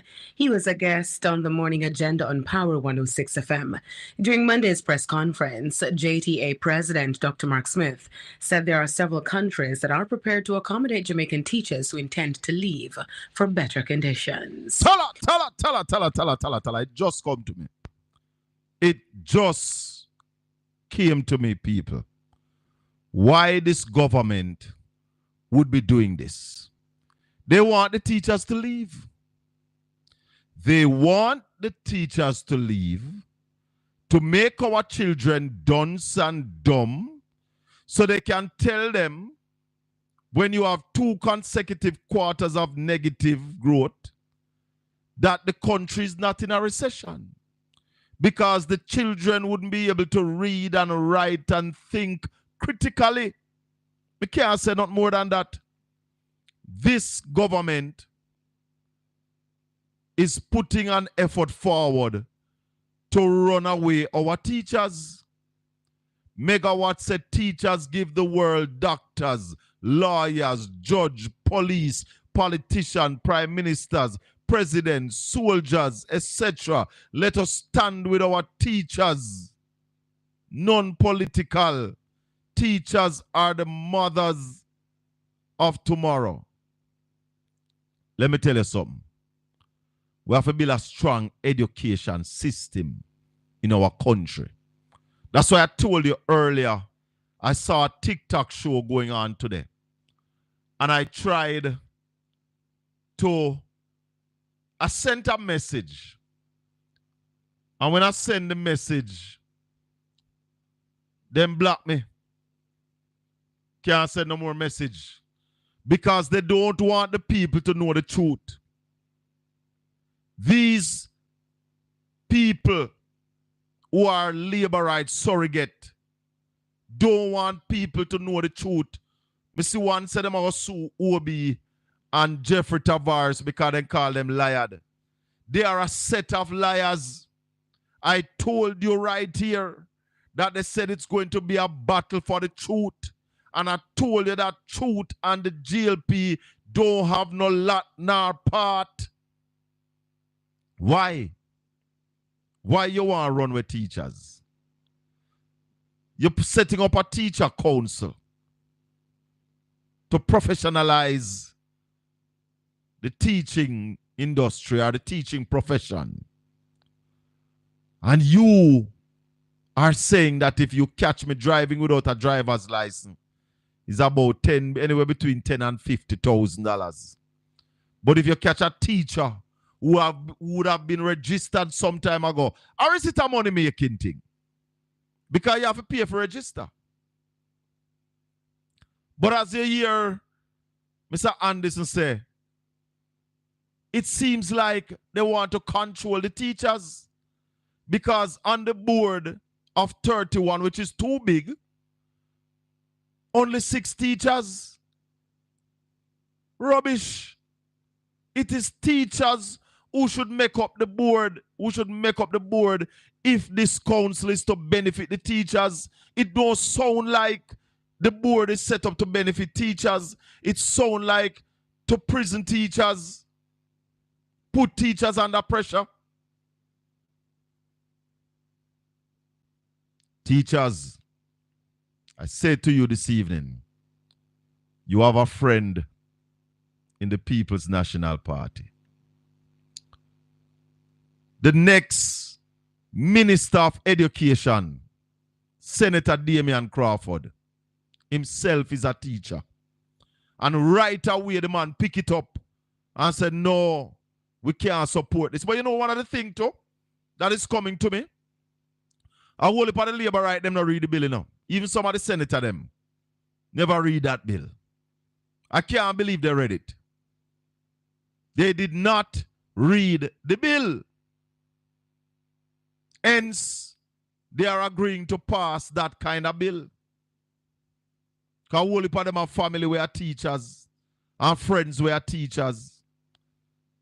This bill treating the teachers like they are criminal. This bill is setting out to say to us that our teachers have done us an injustice. That's what this bill has said.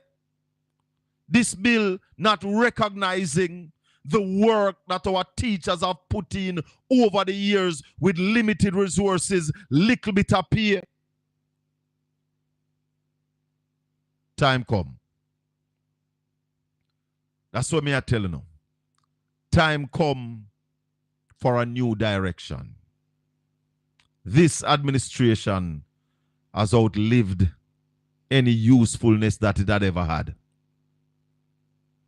Tomorrow, we're going to be looking at issues relating to corruption, how corruption has stolen from this country. Most of the Jamaican teachers are not teaching the pathway, the path of the curriculum that pushes the Holy Bala. Tala. You hear what this somebody said? T.M. Rose said most of the Jamaican teachers are not teaching the part of the curriculum that pushes the swim around agenda. No swim around.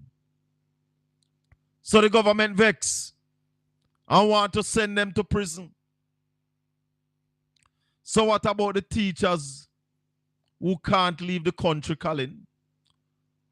I don't about no teacher who can't leave because the amount of the teacher shortage around the world will fenegrease if all of them decide to go. It's just that some of the teachers are like me. I not left me can't left Jamaica. And now me not left. Me love Jamaica. And I am standing up for Jamaica because I have chosen Jamaica. Not like the people who are telling you now to choose Jamaica because for the last 9 years they did not choose Jamaica. They choose their bank account, choose their pocket, choose their friends, choose their family, and now they are telling you because they're looking vote to choose Jamaica. I have been always choosing Jamaica. Talk to me. Sister Sandra. Colin. Bro G. Sister Sharon, good evening. Yes, sir. Talk to me. Yes. After listening to Professor Lewis this evening. Yes. If Marcus Garvey history is taught in school, and the students take it up, they won't bring JLP party. No, you're the man tell us, even though Marcus Garvey and Norman Manley did have some problem, his wife support Norman Manley because when you look on the two of them, is Norman Manley are the better man. If any Marcus Garvey and Jamaica history is taught in school, there'll be no JLP party because every educated person who choose JLP. Anybody who think critically and look for the truth. No, yes. If you think critically, intelligent, you don't have JLP. No, you can't go, brother. You can't go. Yes. All right, party. All right. Respect. Hey, Caribbean Radio HD, man, me big up all of the people in the chat room. Thanks for listening, Caribbean HD, Bro Gary, Sister Sharon, Sister Sandra, big up yourself. I just saw you in the chat room. It has been another great show on Caribbean Radio HD. Portland Spice TV, Shaka Fame at TikTok. I don't see you liking up the video. Want to learn nothing yet? Touch up the screen, man. Like up the video. Because I see some people on TikTok chatting pure garbage. And if them think you're going to challenge them, then block you. We accept everybody on this program. Yes, good evening. Yeah, Shaka, I have a couple of things I want to talk about. Talk to me. I don't know if you can judge your memory and recall this, but we go back to the Road Traffic Act. You notice that originally when they passed the Road Traffic Act, when they bring it to Parliament, they never passed it until the motorists carry them to court. When they realize how much money they stand to lose from the Road Traffic Act, all of a sudden they put this rush for people to come into the court and pay the money. Yeah, man. And when after they say we have a deadline of February 2022 for pay the money. It's after February 2022, you notice that it's after that the JLP gets the government introduced the 300% increase in wages. Then hold on. You never realize what them do before them increase them wage.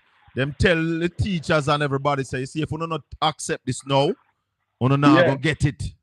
Yeah. Because they wanted their increase so bad and they couldn't do it before everybody else settled. Yeah. This government is a set of deceivers. Yes. Yeah, man. So I look at that now, and because what me do is that I realize patterns in how them behave, And then what I'm start doing now with this new teachers, whatever it means, the Jamaica Teachers Council. Teaching Council, yeah. Mm-hmm. If you notice, it's another means of them in the raising funds so that them can go out and say no new taxes, Yeah, man.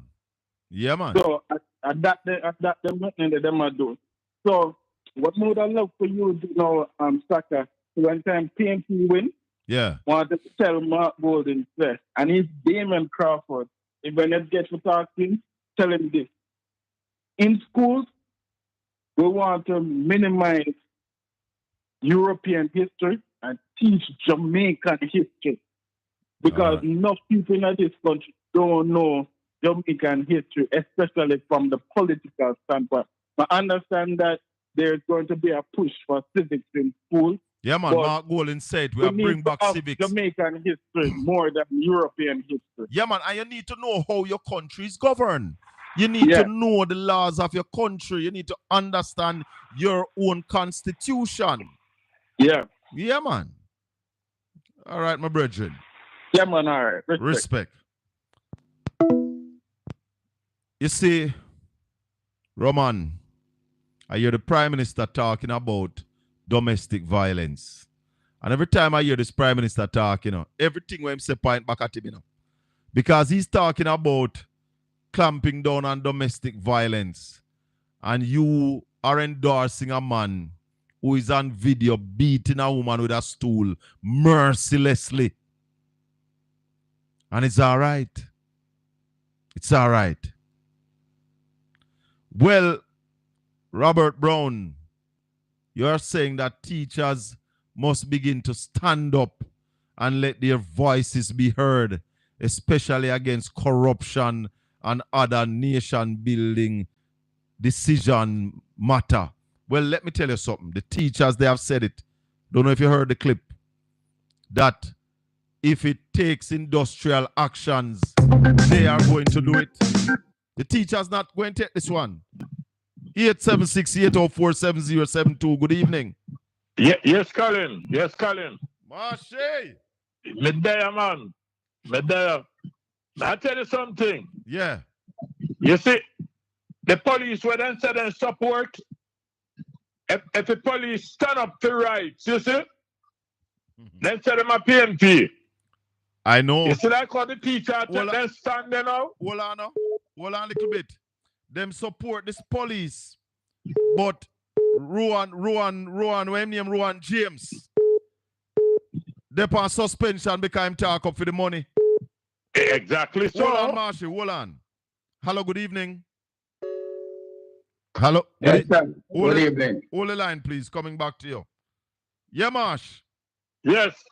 Anytime they stand up for what is rightfully theirs, them not support them. You know? Yeah, man. And one of the top hypocrites in this country is a man called Kevin O'Brien Chang. No, I know why you call him. No call him name. We're not giving them no prominence around here. But one of the founding father of Jamaican for Justice. He helped form Jamaican for Justice when the People's National Party was in power. Yes. Talk to me. Now something happened now, and the JFJ standing up for the people. Immediately against them. Yeah. But I have a question when I want to ask. Kevin O'Brien Chang and Dr. Horace Chang, they are related? I don't know. We'd have to ask that question in other places. We can find out. Because him talking now, oh, he's one of the best finance minister. Oh, he's one of the best. Not finance minister, security minister. By what standard? I don't know. But they just want us to support the police. And people must understand we are not against the police. Now, I don't know if you see the clipping, how the police them treat some British national. Somebody was asking me about it, but I don't know. I don't see it. Yes, man. And they rough up the people them and pepper spray them. And when them carry them to a station, then laugh after them. And when them find out that them are British citizens, them try some hanky-panky business, all one half of them tea and crackers. And all of them things, you know, because the people that was on and they were reporting what take place. When that happened? When that happened, Marshy? It take place, I think it is the 1st of May. Don't hold me to it, but I think whichever day was the 1st of May. Because what happened, the people come, and one of them that the lad come for our birthday, and them go, I think, at the White River. So when them come from the river now, they make sure them get a Jamaican to drive for them. But that driver and one of the police must have some problem for a long time. Oh. So some altercation, they not charge nobody. When them do then give the man ticket, and after then give the man that would lady take the ticket and she says she will pay for the ticket. Then turn around and drive down the people them and start galang and people then come out and said when I lady then want to arrest her, she says she not go with them. Because she not trust them and then decide that the woman must come out of the car. She then take out the whole of them out of the car, slam the woman from the car, do them for doing pepper spray and all of them things. When the long and short, the lady said she reported to the British High Commission. Oh. She reported to the BBC. Oh. So you know, so we gone abroad. I mean, I know what kind of lie them police have a plan to tell now. Well, I don't know if the Jamaican government has said anything yet or whatever, but now I'm saying, when you just get up and say you support the police, we cannot support things like these. You see, but Marsh, what we've been saying, you know, we support the police, you know, but what we've been asking for is accountability and transparency. You're going on plan operation, put on your body cam, make we see one.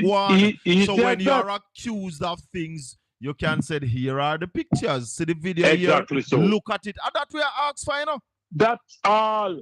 But you know what, give me some comfort.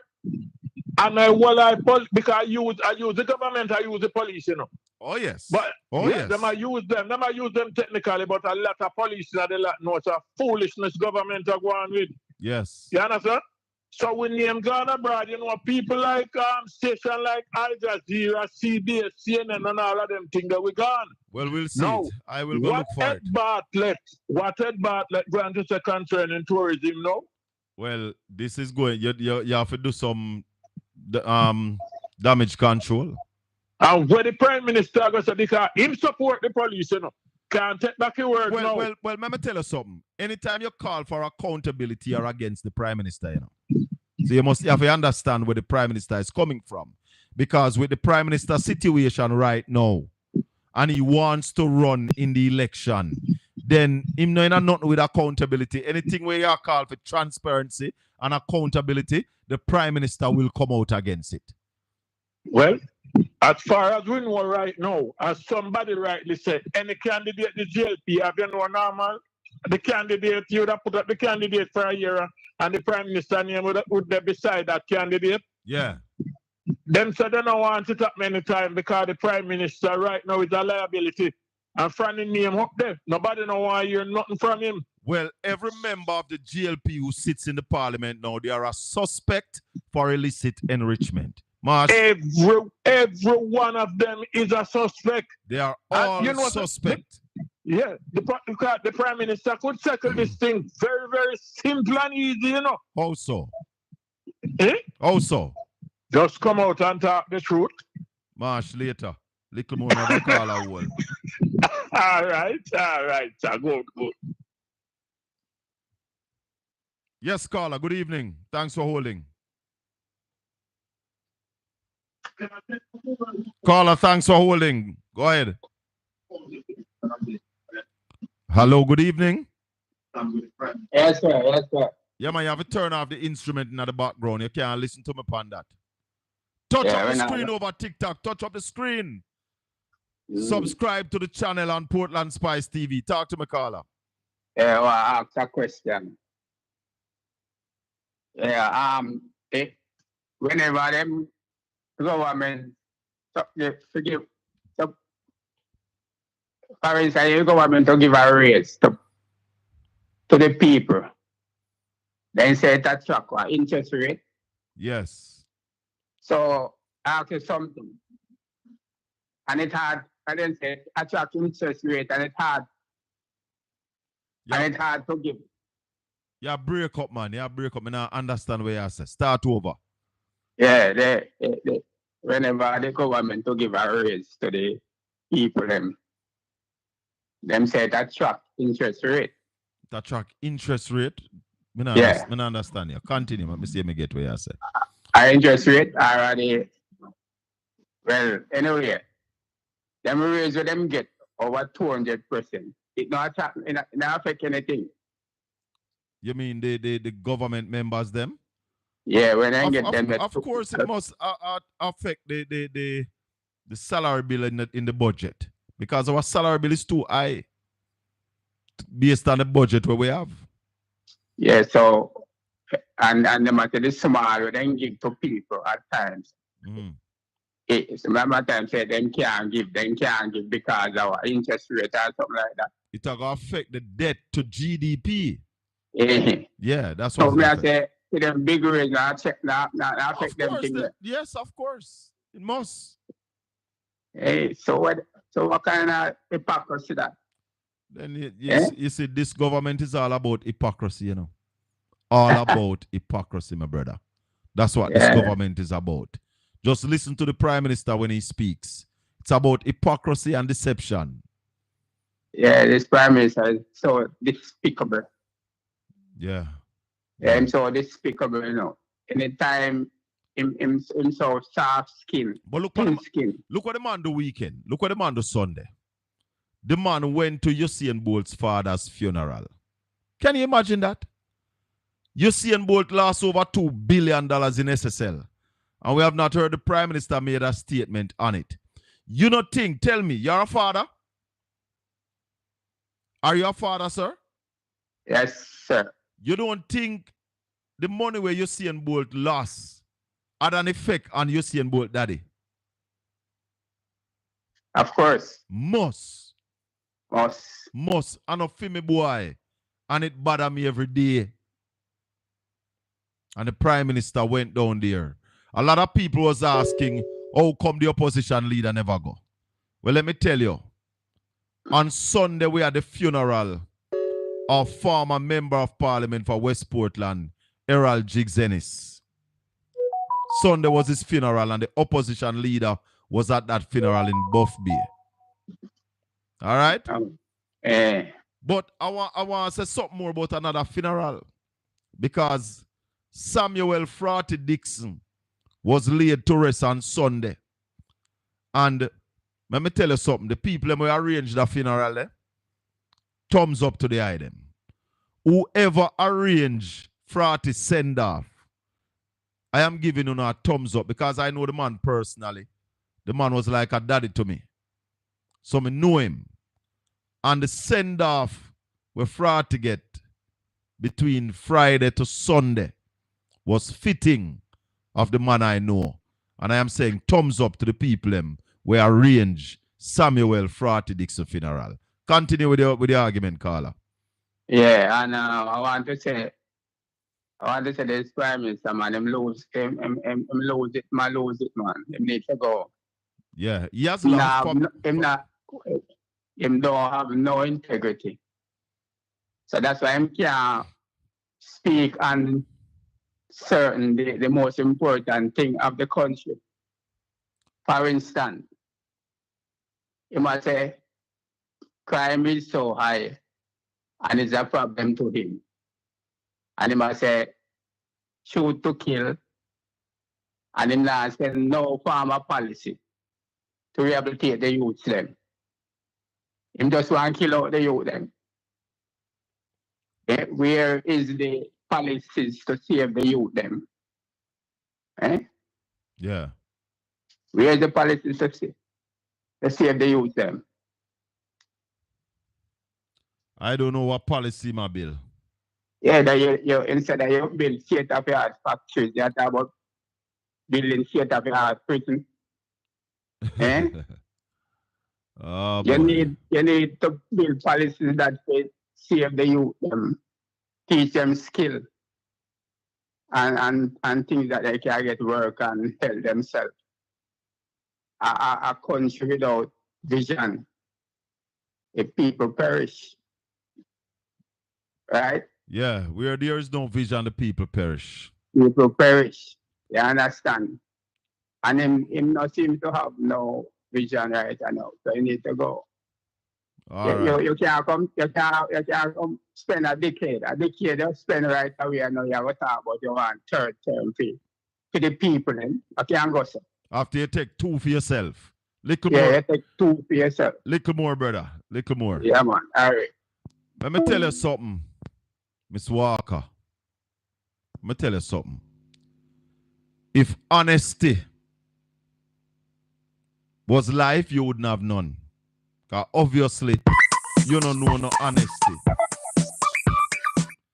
Call my phone. The number to call, Miss Walker, is 804 7072.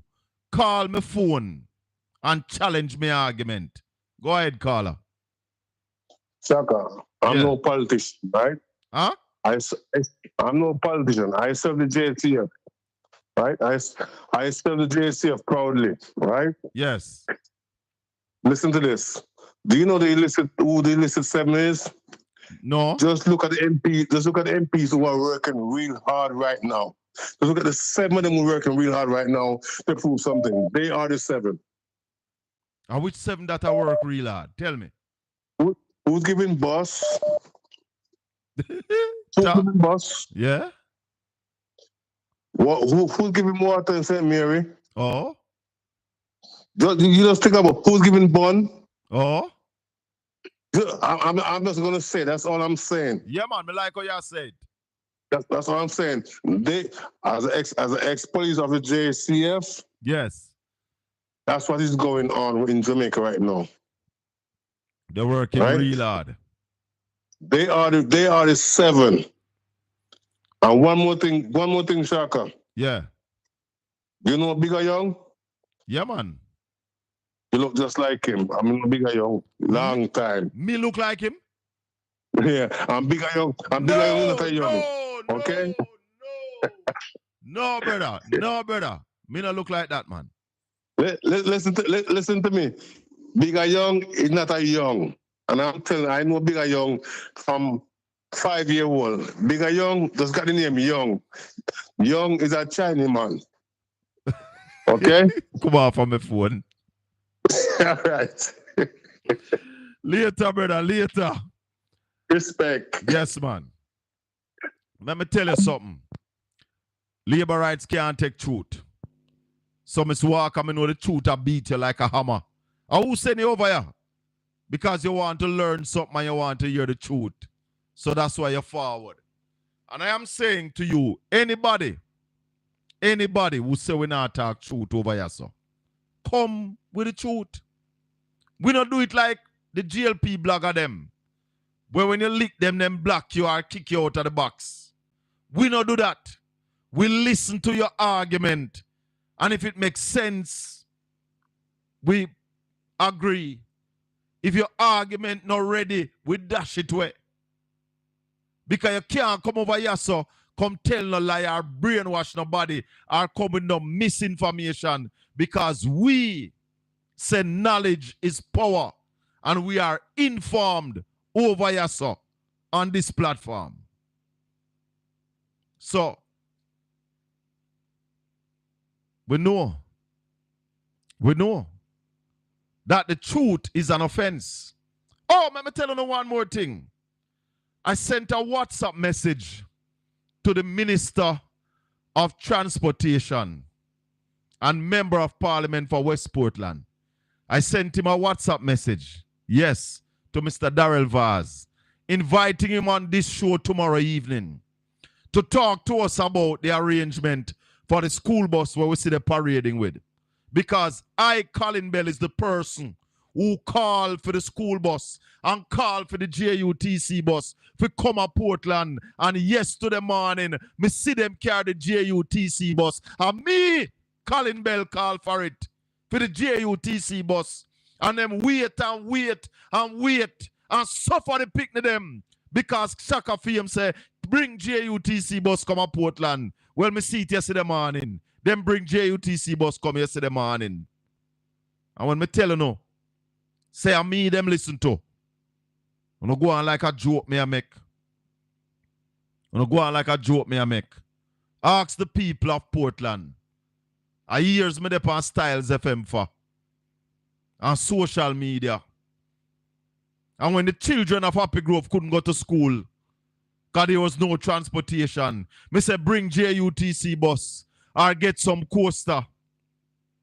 And they deliberately delayed the JUTC bus and use some coasters for a while and then them left the picnic them on them own again. The children are suffering after 18 years. Talk to me. So you call for the bus and for us, gear the bus. Yeah, man, but him take long because him want the people him forgot. Say I made it, say JUTC bus for come to Portland. But you still get it. Well, make us save it and stay.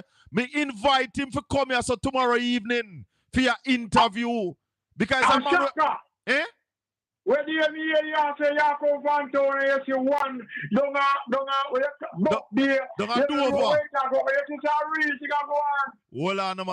Hold on, man. Let me tell you something.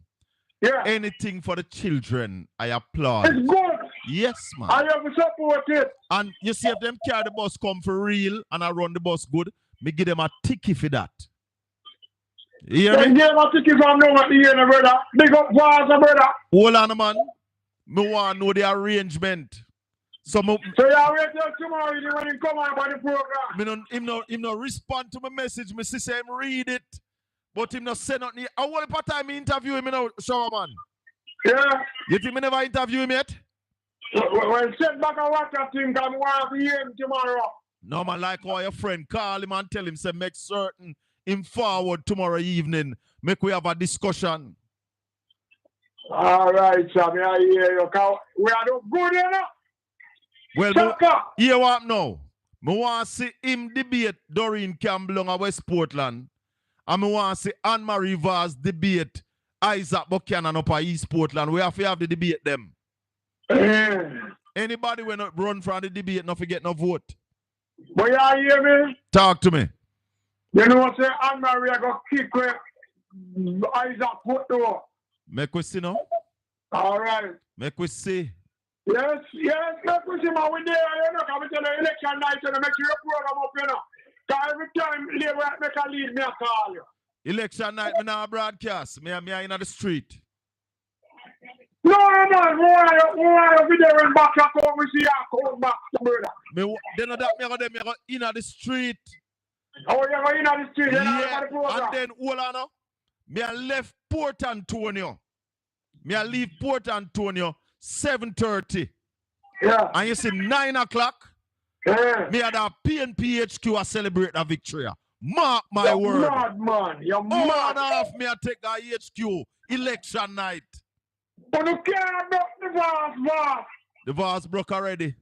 You're mad, man. Hey, show man. Me I gonna tell you something. Tell you something. Darrell I gonna lose. Never say that. Little more. When you hear you talk to Obi, I tell you, boy, and Marie is strong enough. Eh?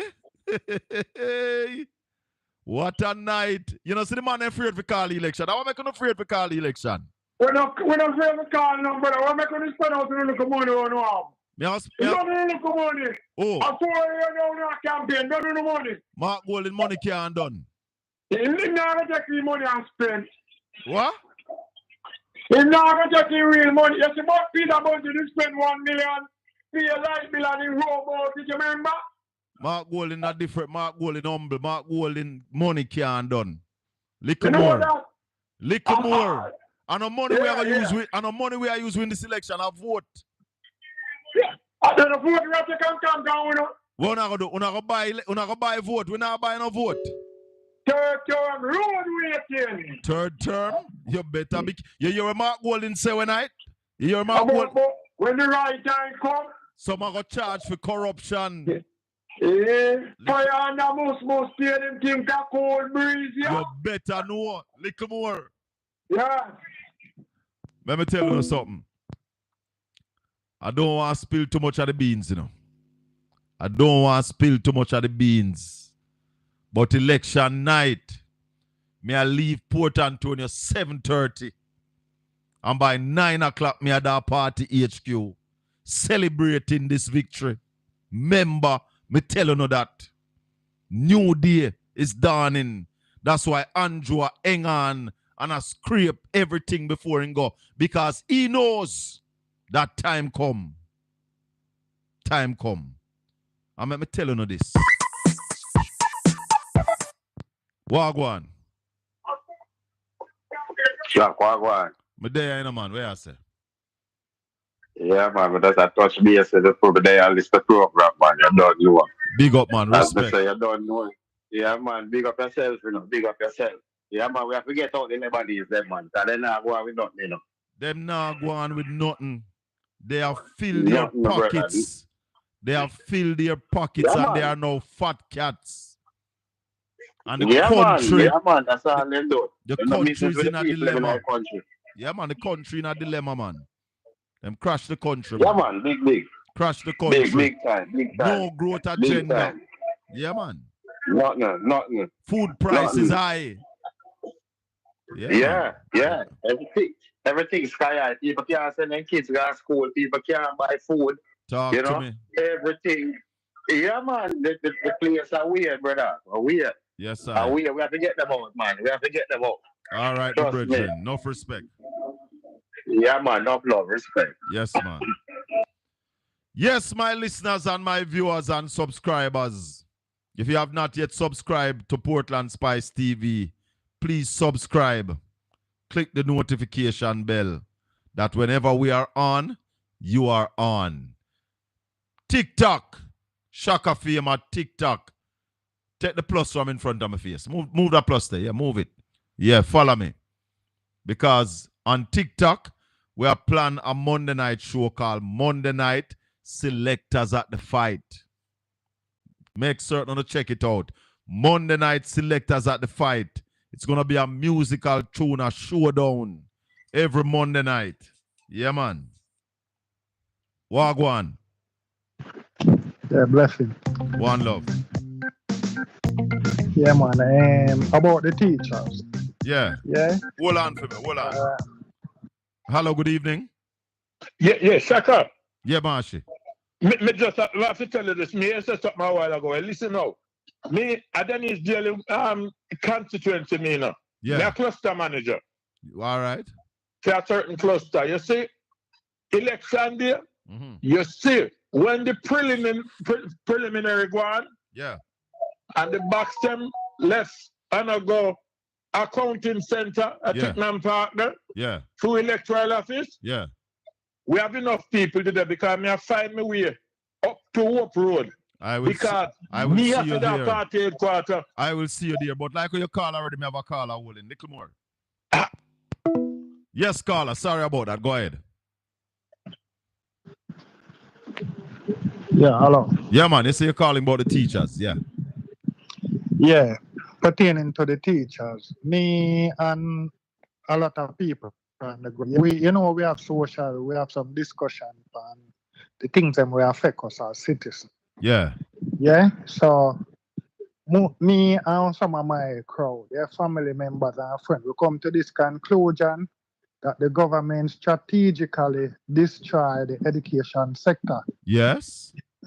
When the education sector destroy, most of the skullduggery and the thing them with the government and the spin doctors them in a parliament, when them carry out them twisted arguments and so forth. Yeah. The people that are illiterate, like we can see it is a fact. The majority of the supporters for the JLP are people with semi and people with fully literate. Yeah. Yeah? Yeah. So if you try to argue with them not have no information for history. It's like them never go school. So most of the thing are some sentiment where you hear people say some things repeat. Just like even when me hear like Andrew Onis talk about the dog thing and people say Siaga say it wasn't Siaga. It was PJ. And when PJ lyrics. To Siaga, PJ say to Siaga. Yes, Siaga never couldn't win the election and he must say, call the election, no call. And he must say, when me call you can't do nothing. That injustice. Yeah, man, a PJ lyrics. And Andrew is just a typical copypacker. A PJ lyrics in copy. Copycat. And true knows enough of the people, them not so bright. Yeah. He pull out something and see when he can use. And him going like him smart. Yeah, man. So him full of ego, because the ego damage him. But more bright people they know than dunce people, yeah? Well, one of them did in at the party did say him not like bright people.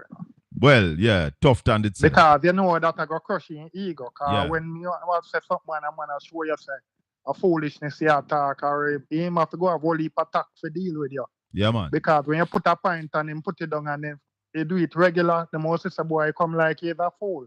And that I go crush your ego. Yes. But what I'm saying is, when you destroy the education sector, then we increase in our JLP supporters. Yeah, because more dunce people, remember, them can trick them. There, Yeah, man.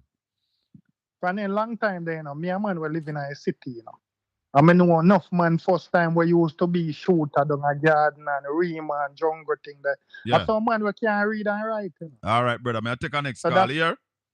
All right, Respect. 804-7072, the final call for the evening. Good evening.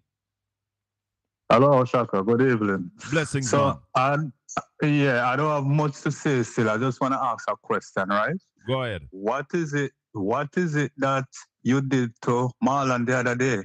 Because now I see he's taking out his frustration on Jeffrey. He can't and he can't manage Mr. Rattigan, so he's turning his frustration out on Jeffrey over there. Yeah, man. Him said Jeffrey call him liar and him a got court to make Jeffrey and Obi apologize. Oh boy, they say you live in a glass house down to a stone and him just realize what that means. Marlon is making a jackass of himself and he's getting the battering for it. Yeah, man. I agree. When you try to defend 100%. the indefensible, you're going to get battering. Yeah, battering. And that's what he's getting. Yeah, man. So now Mr. Ratty, I read out him files now and him under pressure. Oh, God. Oh, God. All right, respect. Yeah, man, that's all I have to say. All right? Yeah, cool, man. bless. I did say final call line, but I know you, so go on. Where I say? Yes, sir, Colin. Evening. Welcome. Yes, man. You know, something my mind run past something. I'm not on the ground now. But let's change the subject a little bit. Just for food item. Yeah. Chicken back. chicken neck, chicken foot. Why do you think they're so expensive where I reject from other countries? Because who they are importing and things. Listen, when they import them might jack up the price, brother. You understand? Yeah. So chicken back also I reject from other country, man, and little people. Yeah, but and brother, them sell it $300 pound for 1 pound of chicken back. But let me tell you this. There is no way we should be importing any chicken product in this country. In a tropical island where we have water, we should be raising every chicken, every pork, every goat meat, every cow meat. We should have raised them there. We should not import them there. And that's why Mark Golden said the next PNP administration will cut the food importation bill by 25% in our first term. And that will save over $500 million, brother. Yeah, man, they need it. They need it, man. That's the kind of vision going forward. Yes, man. Good work. Well done. Well, good job with this, sir. Respect, man. Thank you. Oh, yeah, man. Thanks. All right. My listeners and my viewers, that's it. May the good Lord continue to bless and keep you.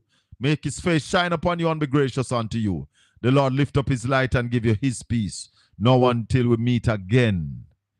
Yeah, man. Enough respect to all the people in the chat room. They are sending the GLP trolls them over here, but they can't manage. I am saying to the labor rights, call the phone. We are on tomorrow evening from 4 o'clock until 6, 5 to 7 in New York. We're still waiting on a response from the Minister of Transport, Honorable Darrell Vaz. We sent him an invite for the show tomorrow evening. Let's see what happens. He has not yet responded, but we're looking forward to having him to ask him some questions about the new school bus service for the children of Portland, I dare say. Thank you, everybody. It's been a good one. See you tomorrow evening.